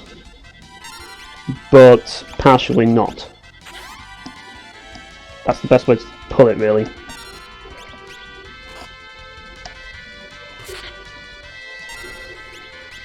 Like, when you look at the boss, you just think, hang on a minute, this looks like a water boss, but then undead appears.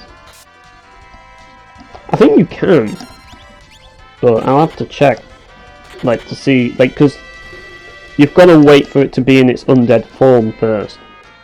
Yeah, I'll probably do that. It's definitely worth a try, you know what I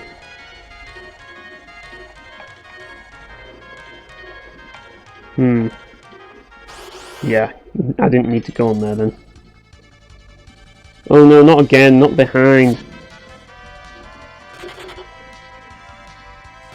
And yet, obviously go for Ferris when... And again. Typical.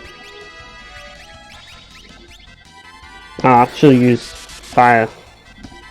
But then again, those things are immune to fire, so... Actually made the right call, I think.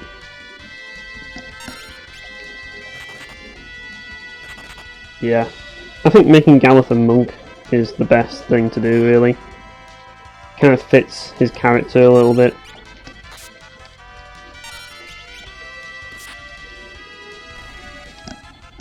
Like, he's an old man that just fights with his bare knuckles. Now I need to... No, I'm not going to use an item on this, I'm going to use healing magic, because Ferris is really weak after that.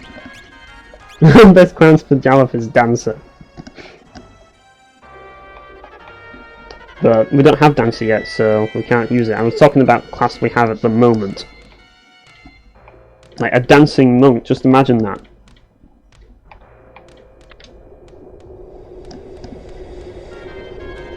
Never understood that. How opening a treasure chest could make a ship appear.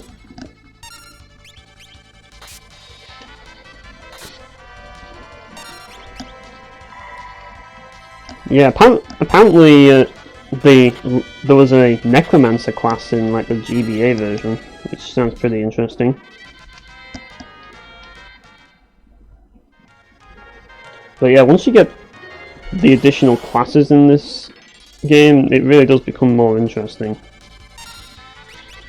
Yeah, I'm going to use Bolt because those guys will need to fire, so I need to remember that.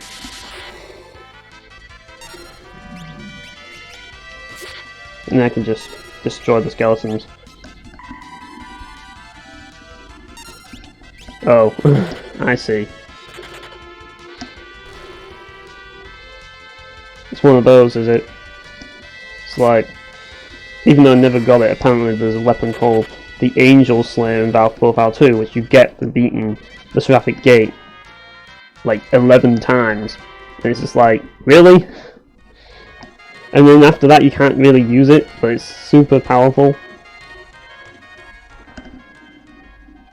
Yeah, I think I did the Seraphic Gate like 3 times in the game. Well, I did it twice, and I started the third part, and then I just never got around to getting through it. So I never really got to see the Angel Slayer myself. Because yeah, that's the thing as well, like my goal is partially to play lots and lots of different games, you know what I mean? I want to really play lots of different games and learn from all those different games. And as much as I like Valve Profile 2, like I feel that, you know, I can't just play it forever, I have to move on, you know what I mean? Do it for the funny dialogue they give you. Yeah, there's some great moments in the Seraphic Gate. Oh, there is. I like the Seraphic Gate. I know you don't like Covenant of the Plume, but I really found the Seraphic Gate skits in Covenant of the Plume really funny as well. Like those ones really stand out to me because they take the piss out of the game's story, like completely. I guess it pays to have amnesia at times.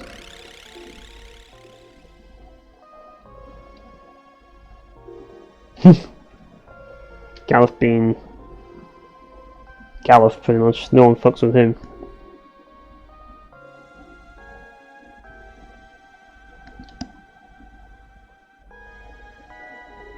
Phoenix down to victory, yeah.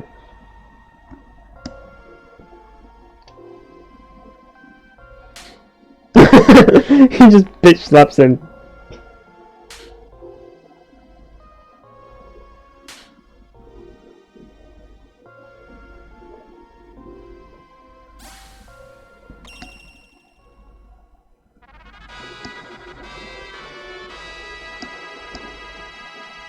I remember this boss giving me a lot of trouble when I first played this game, but not this time. And yeah, I can't use the Phoenix down just yet because, oh yeah, it's weak to bolt at the moment.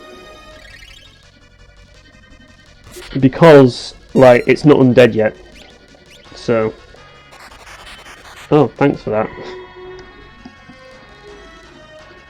But yeah, once it does go undead, now we can use the Phoenix down.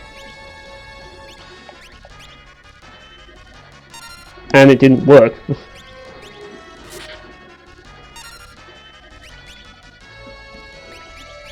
I can scan it, I suppose. Oh shit, that was a lot of damage.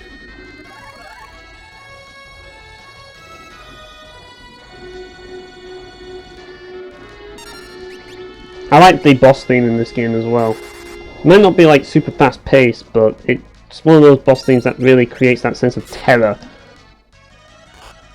That is, I think, if you've played this game, you'll know that a lot of it can be terrifying.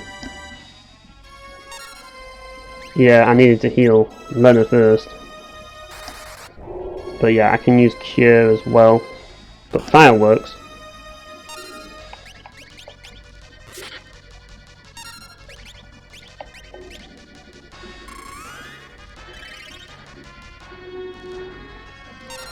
But yeah, at the same time, I kind of need to, oh, I shouldn't use fire then.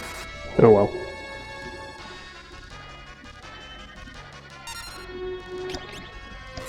Yeah, this is one of those fights where it's just like constantly changing things.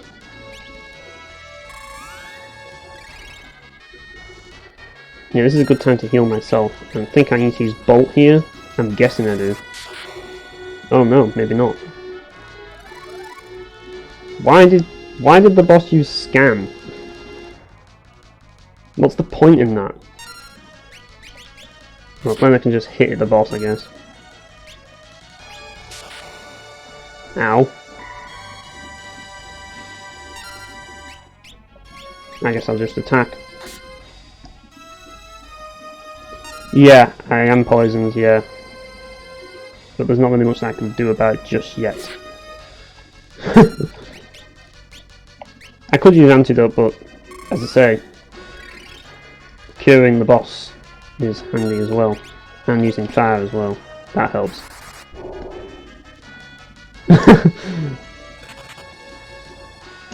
Well, Galloff's dead now, so. And I can't use the Phoenix down on Siren, so I might as well use it on Galloff.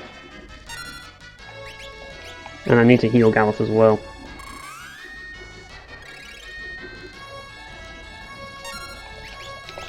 Yep. That's one thing as well, I will give the ATB system. It makes battles more intense. You know what I mean? I also find it interesting how, like, fire is really useful against undead enemies as well.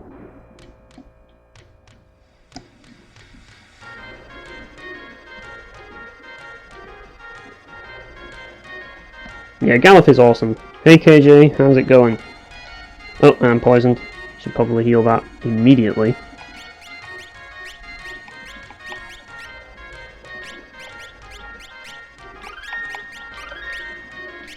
And heal Ferris as well. Just in case I run into another enemy.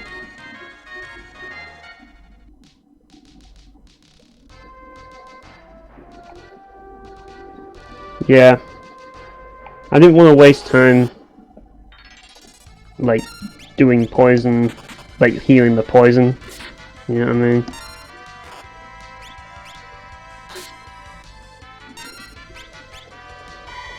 But yeah, that's just the way the game is, I suppose.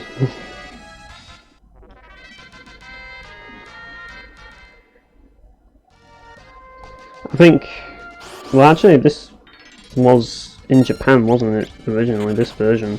so they didn't dumb it down, but I don't know. I guess they just wanted to make sure people knew.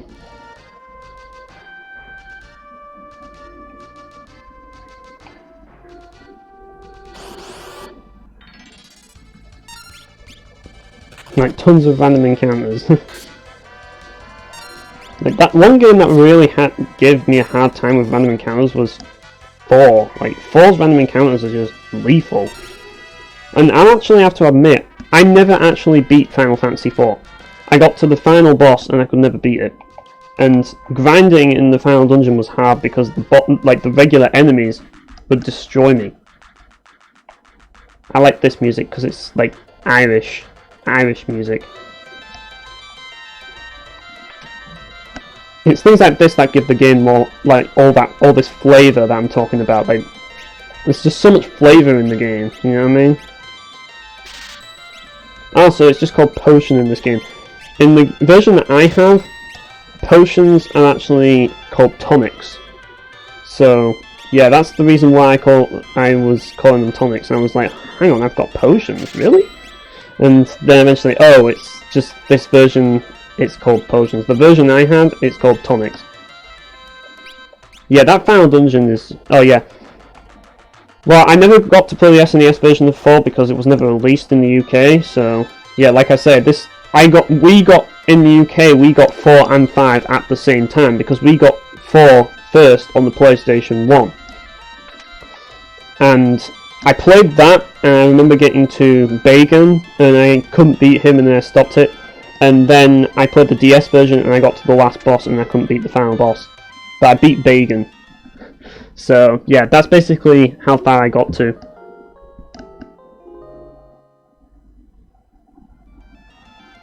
Berserk the Red Dragons, huh? I guess that makes sense, because that means that they wouldn't use that fire attack. That would just destroy you. But yeah, that was basically the problem that I had. I should actually equip Lena with the shield.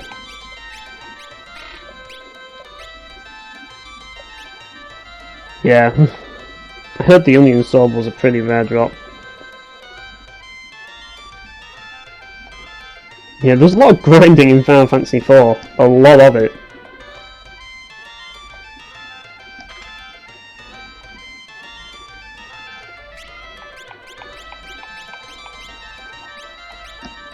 Armor. Is that protect? I'm guessing it is.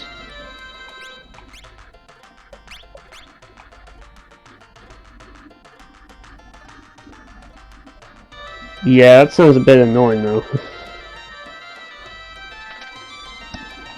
Sounds like you'll have to do a lot of battles to get it. Yeah, can't use a Regal Cutlass unless I have Lena. It's like, also another thing, in the version that I played, the PlayStation version of Final Fantasy V, Lena was called Reina. So, yeah. As in, Dissection 3 Reina. Yeah, that's basically what her name was in the PlayStation version that I got in the translation. And yeah, like, it's just, I always found that weird. Like, why is one translation Lena and the other Reina? Why?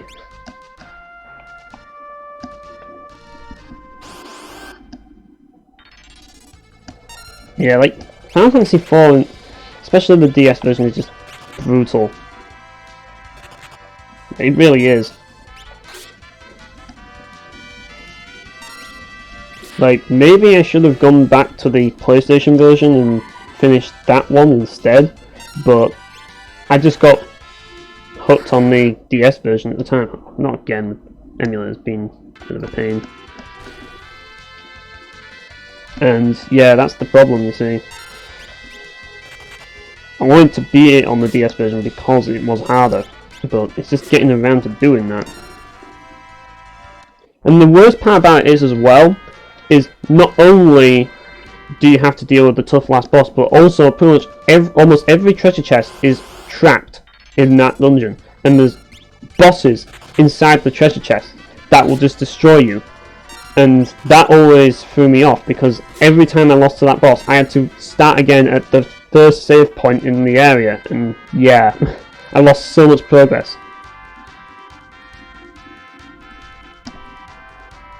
Right. I don't remember, like, didn't Final Fantasy V have, like, another... Oh yeah, I know what you mean. Yeah, I know exactly what you mean. There's that boss that's in a treasure chest that will just destroy you. But there's tons of them in, like, Final Fantasy IV, like, tons of them, and it's ridiculous. And it's like, there's just so many treasure chests with bosses in them that will just destroy you.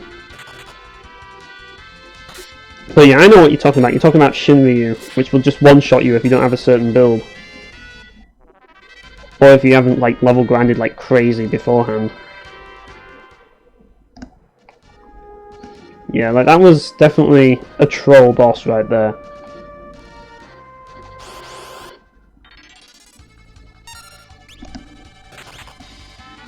Omega in the middle of the dungeon, yeah. Quake spamming fetus. Don't know what you don't recall that, to be honest. I know there was Shinryu, but I don't remember. I remember there was a boss that reminded me of a pit lord, and it was a forced fight, and apparently you can kill him in one hit with slash.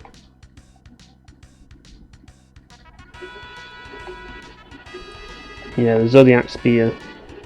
And as I say, I never really got far enough to really grind for that.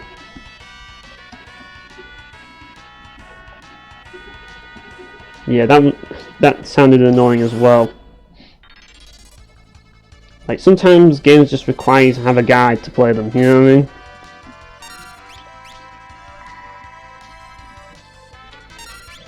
I don't know. I just wish that treasure chest weren't big, to be honest, but oh well.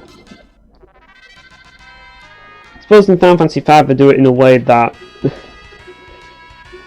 it's just part of the game and you just accept that, I guess, but I don't know. Because Final Fantasy V does a lot of it as well. The worst part about it is when Final Fantasy V does it. It does it in the freaking section where you have a time limit to escape the place, and every treasure chest is a freaking trap.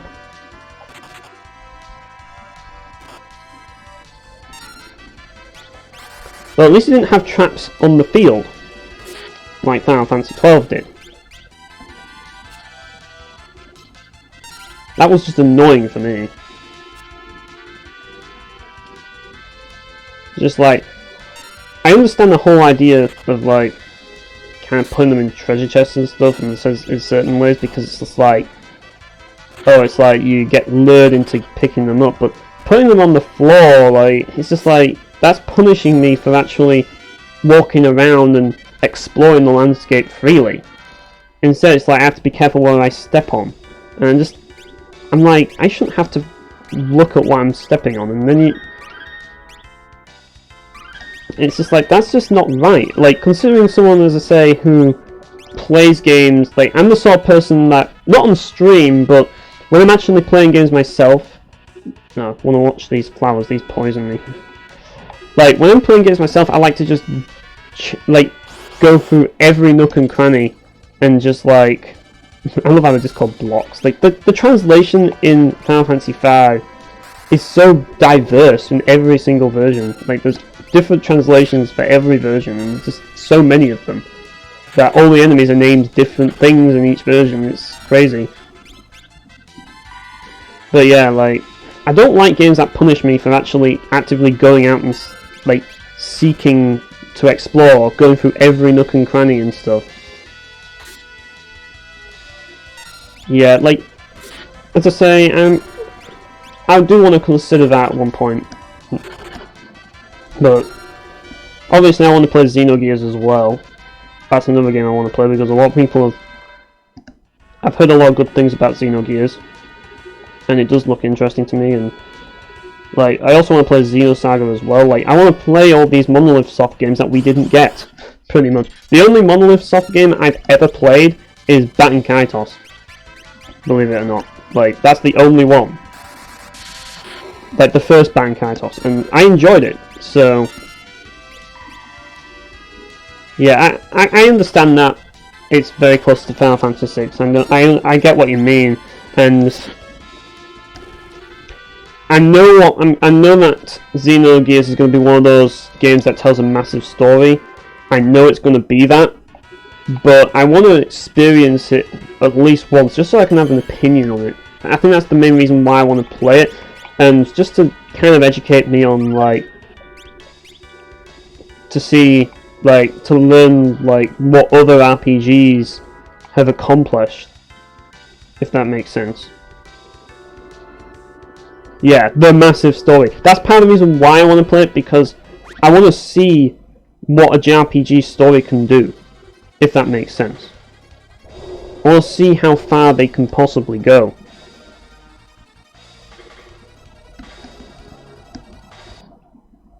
And the emulator decided to stop it again.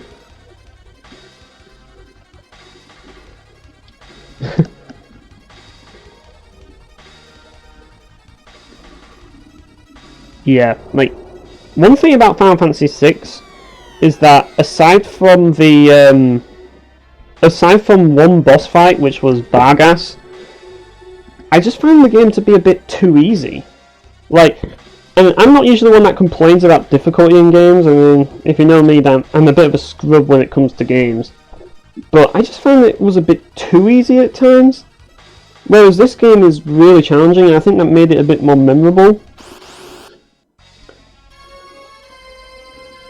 But yeah. I'm gonna see if I can use bolts. This boss was a bit of a pain as well.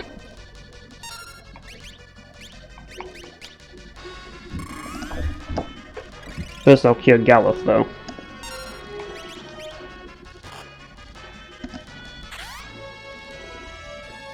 Actually, I should have used... I'm going to use fire this time, see which one's most effective.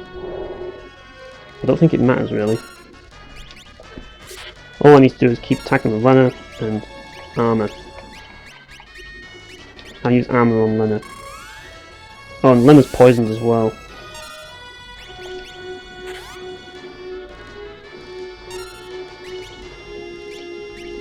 I think we have to kill Magisa first, and then Forza. I love how it's called Forza, and then the game Forza.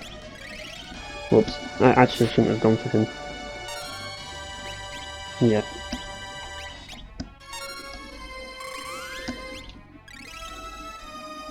Oh god. Caused the game to crash. I heard that something like that happened in, what was it again? I heard that something like that happened in Secret, like, Seiken Densetsu 3. As well.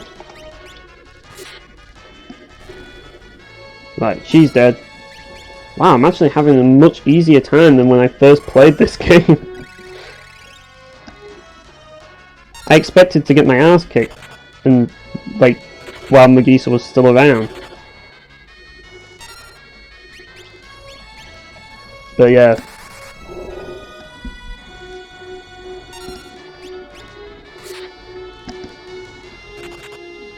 Speaking of Forza, I will admit that even though I don't like the console it's on, I think Forza Horizon was actually a pretty decent racing game. It just happened to be an Xbox 360 exclusive, and yeah, that's a problem. But it's better than most racing games these days. I'll have to give it that.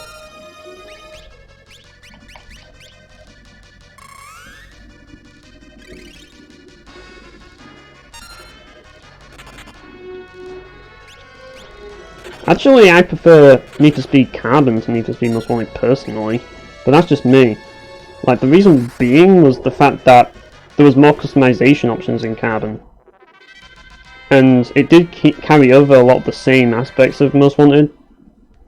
But one thing that disappointed me with Most Wanted was the lack of customization for the cars and stuff. Like, you could only have one vinyl and stuff. Whereas in Carbon you could like have multiple vinyls and you could just like layer them on, but that's coming from someone who loves personalization, and I'm one of those people who really loves personalization. I see what you mean, use any car, but at the same time, it's kind of like... And I also understand that Most Wanted had a lot more content as well. Like, it's a much bigger game. But I suppose it's not impossible to use any car, it's just harder in Carbon to use any car. I mean, people have beaten Carbon in a tier 1 car, so yeah, it is possible. It's just harder because the game caters to you actually using like high tier cars, you know what I mean? I mean, when I did my... I think I streamed the game and I used the Alpha Brera for like most of the game, and eventually I did get a tier 3 car, but it was just like... I do get your point though, like, it does encourage you to use a tier 3 car by the end, but for me, I just like the car that I like the most in the game is actually the best car in the game, really, which I kind of find funny, and that's the Dodge Viper. Like, I like Dodge Vipers, I just do. I've always liked the design of them. I love how he just comes out and says, "I'm afraid of heights." There's no real, like... He just says it, like, directly. Yeah, that's the thing about Carbon. I find the replay value of Carbon is actually better than Most Wanted because it's shorter. With Most Wanted, you kind of have to go through the entire game again, go through all those milestones again, and yeah, that takes a lot of time. Whereas with Carbon, it's just a short, like, it takes under like 4 hours to beat it. Yeah, I like the Dodge Viper myself. I just love its design, how it's kind of got this like... It's got like a lot of like features that make it interesting. Like, I like how it's not like too boxy, but it's also at the same time not too like smoothened out like a... Like, I suppose the best example of that would be like a Volkswagen Beetle. But yeah. Yeah. As I say, another car that I've always liked is the Subaru Impreza. That's another car that I like. Fiat Punto.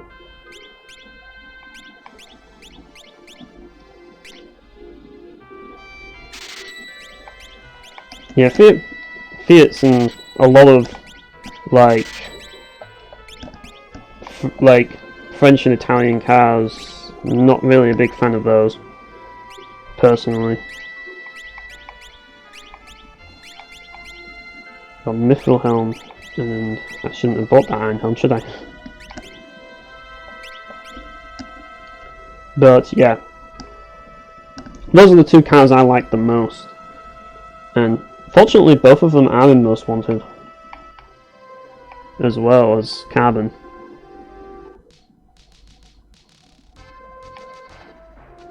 Yeah, like, I think we have to talk to the king first.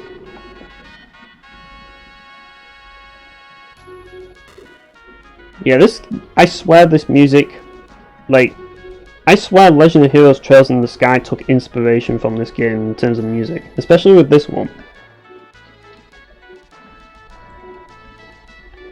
But yeah, like,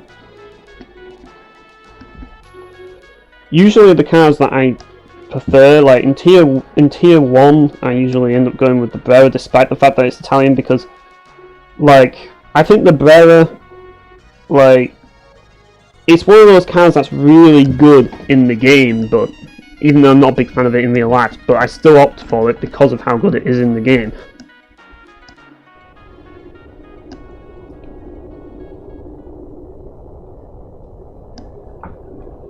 But usually I don't really opt for a tier 2 car, I just stick with the Brera, and then at tier 3 I just get a Viper or a Subaru. But yeah, I understand what you mean, like, they only exist in Carbon. But at the same time, another thing about it as well is that in Most Wanted, if you got all of the Junkman parts, you could basically make a car that could, like, that could just annihilate every other car, you know what I mean? You can make the ultimate car. So, yeah, there was that as well. It's kind of funny because the worst car in the game is actually the BMW M3 that you start with at the beginning of the game. That's actually the worst, because it has the lowest stats and you can't actually upgrade it, you know what I mean? So, yeah. Oh, that's that again. Need to find the water tower.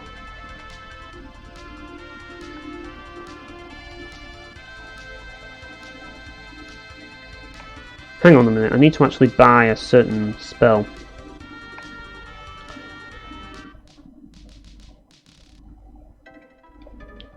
But yeah, it's not in the inn, no, it's in the magic shop. There's a certain spell that you really need to get in this game at this point. Aha, here's the magic shop. And if you don't get this spell, you're going to have a hard time in the upcoming fight. Oh, hang on a minute. It's not here.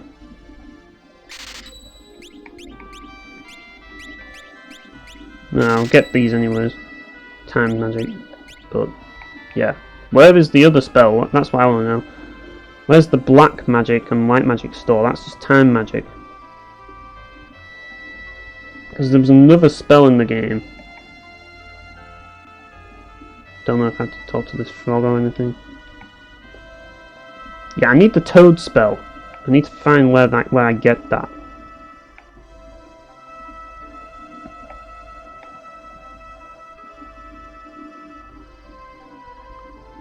Yeah, as I say, a lot of people like the M3, and I find that its handling is a bit iffy for myself, but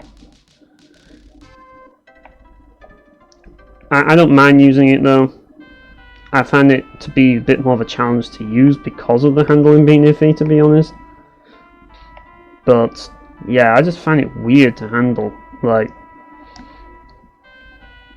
and its acceleration's also kind of a bit slow to some degree. Yeah, I've forgotten where you get the toad spell, because I know that's very important to get at this point. And I suppose I can see if I can fight without Toad, but yeah, the next boss is a lot easier if you have the Toad spell. Let's put it that way. But yeah, funnily enough, the M3 in Carbon actually handles really well by comparison. Whoops. Back when towns were just like little squares on the map. Right, so we can't go over those mountains.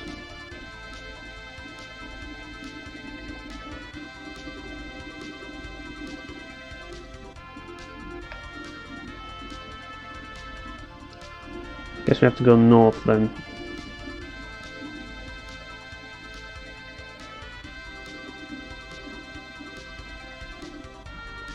That's the ship graveyard, so it won't be there.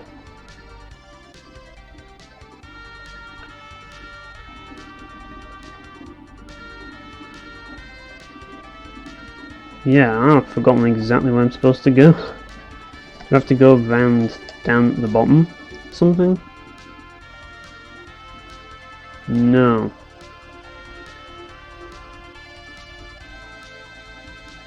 And that leads to there. So I'm obviously missing something.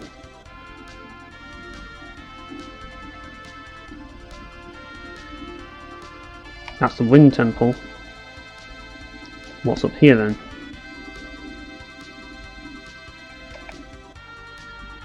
And that's back to there. Current playtime. Need to be above the S to see that. 2 hours 5 minutes. Aha, there it is. Yeah, I think I might see if I can do this dungeon, and then I'll probably call it a stream. But I'll see if I can actually 3 hours to beat the game for world record. Yeah, that's not going to happen.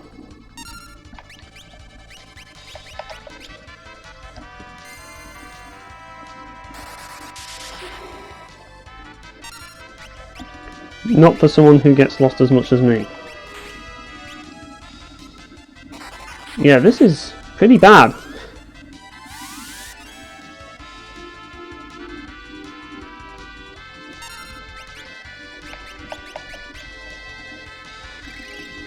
Oh, and they heal themselves as well, great.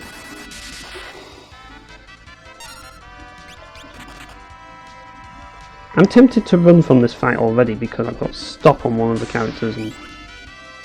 Yep, this is going to be one of those fights that I run from. How do I run?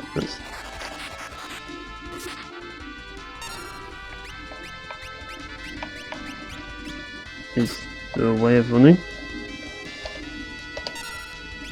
I forget. I don't actually know if I can run. I've forgotten how to hold down the R1 button. What's that on my controller? That's the question.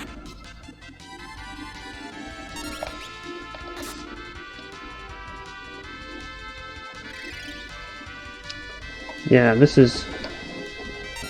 That's the problem, I've forgotten the controls. Don't know how everything's set up, but...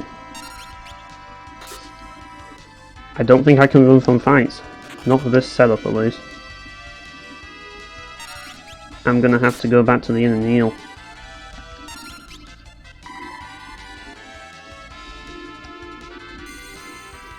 Great, stop again.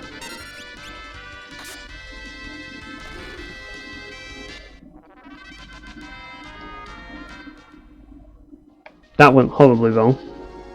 And now, no, that's me going back up. It's one thing I never understood. Why is the water upstairs? Wouldn't it flow downstairs? You'd think it would do. Oh well. Off we go again. Back to the inn, if I can find the inn. Well, it should be easy to find.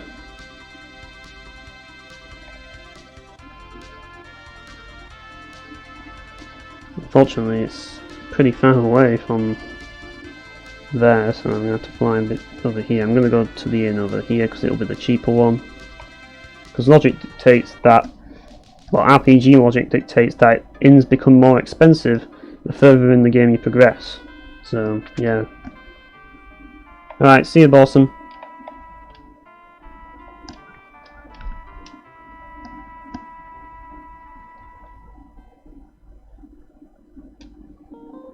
But yeah, like, Need for Speed Carbon is, like, in terms of, like, that, I consider that to be my favourite Need for Speed game.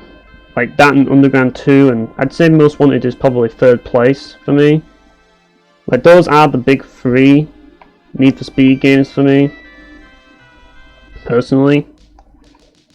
And as for racing games, well, the best racing game for me would be F-Zero GX, obviously, for me. I mean, everybody who knows me knows that I absolutely adore that game. And yeah, I also like Hot Wheels Turbo Racing a lot. I like Midnight Club 3, and as I say, Kirby Air Ride as well. Yeah, that's another one that I really like. Yeah, old school RPGs are not really for people like me and mine, are they? But like, does I end up getting lost all the time? Yeah, I actually haven't played Midnight Club 2 though, to be fair. Midnight Club 3 isn't really too difficult, I would say. It's very arcadey, in the sense that you have a lot of cool, like, special abilities that you can use to help you. And one thing I will say about Midnight Club 3 is that there's tons of cars. Like, I can almost guarantee you that there's going to be at least one car you like in that game. I mean, it doesn't have a Subaru Impreza, but it has a Dodge Viper GTSR, so that's me sorted, but it depends on what cars you like. I mean, like, there's just tons of them. Just name a car and I'll see if it, like, I don't know. that you'd think could be in a street racing game, and I'll tell you if it's in the Nightclub 3.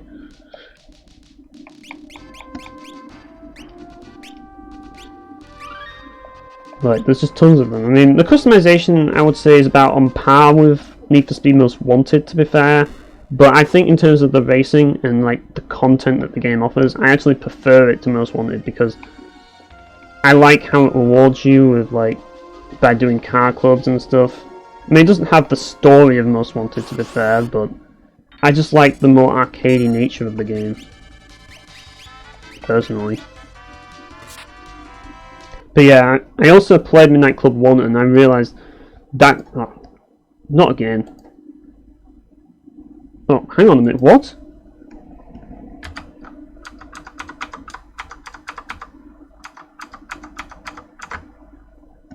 Have I just... How the hell has that happened? So, basically, for some reason, because I clicked the emulator, the whole thing has just turned off.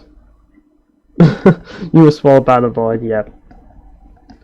So, yeah, I guess that's time to call the stream, I suppose. Yeah, I clicked the emulator twice, and the whole thing just disappeared. Like, I was trying to click it so it would start working again, but instead it actually just disappeared, and yeah. It looks like XDEF won this time, but oh well. Anyways, I'm going to call the stream now because I'm not going to go back and play through all that shit again just to get back to where I was, so yeah. See you guys. Well, actually I should probably say that, I should make a point of saying that, like I said about my videos in general, like, I won't be doing as many, like, video content, so I do think that if you want to keep up with me, then the best thing to do is probably to follow my blog, which is, I should probably put a link into it. There we are, link in the chat. And as I say, like, if you also use Twitter, you can use Twitter to follow me as well, but that's up to you. I mean, not everybody wants to use Twitter. But yeah, that's my blog if you want to see what I've been up to. But other than that, as I say, like, video-wise, there's going to be not as much of it in the near future, and just don't expect too much of it. But hopefully you can check out my stuff on my blog, and yeah, I'll see you guys later.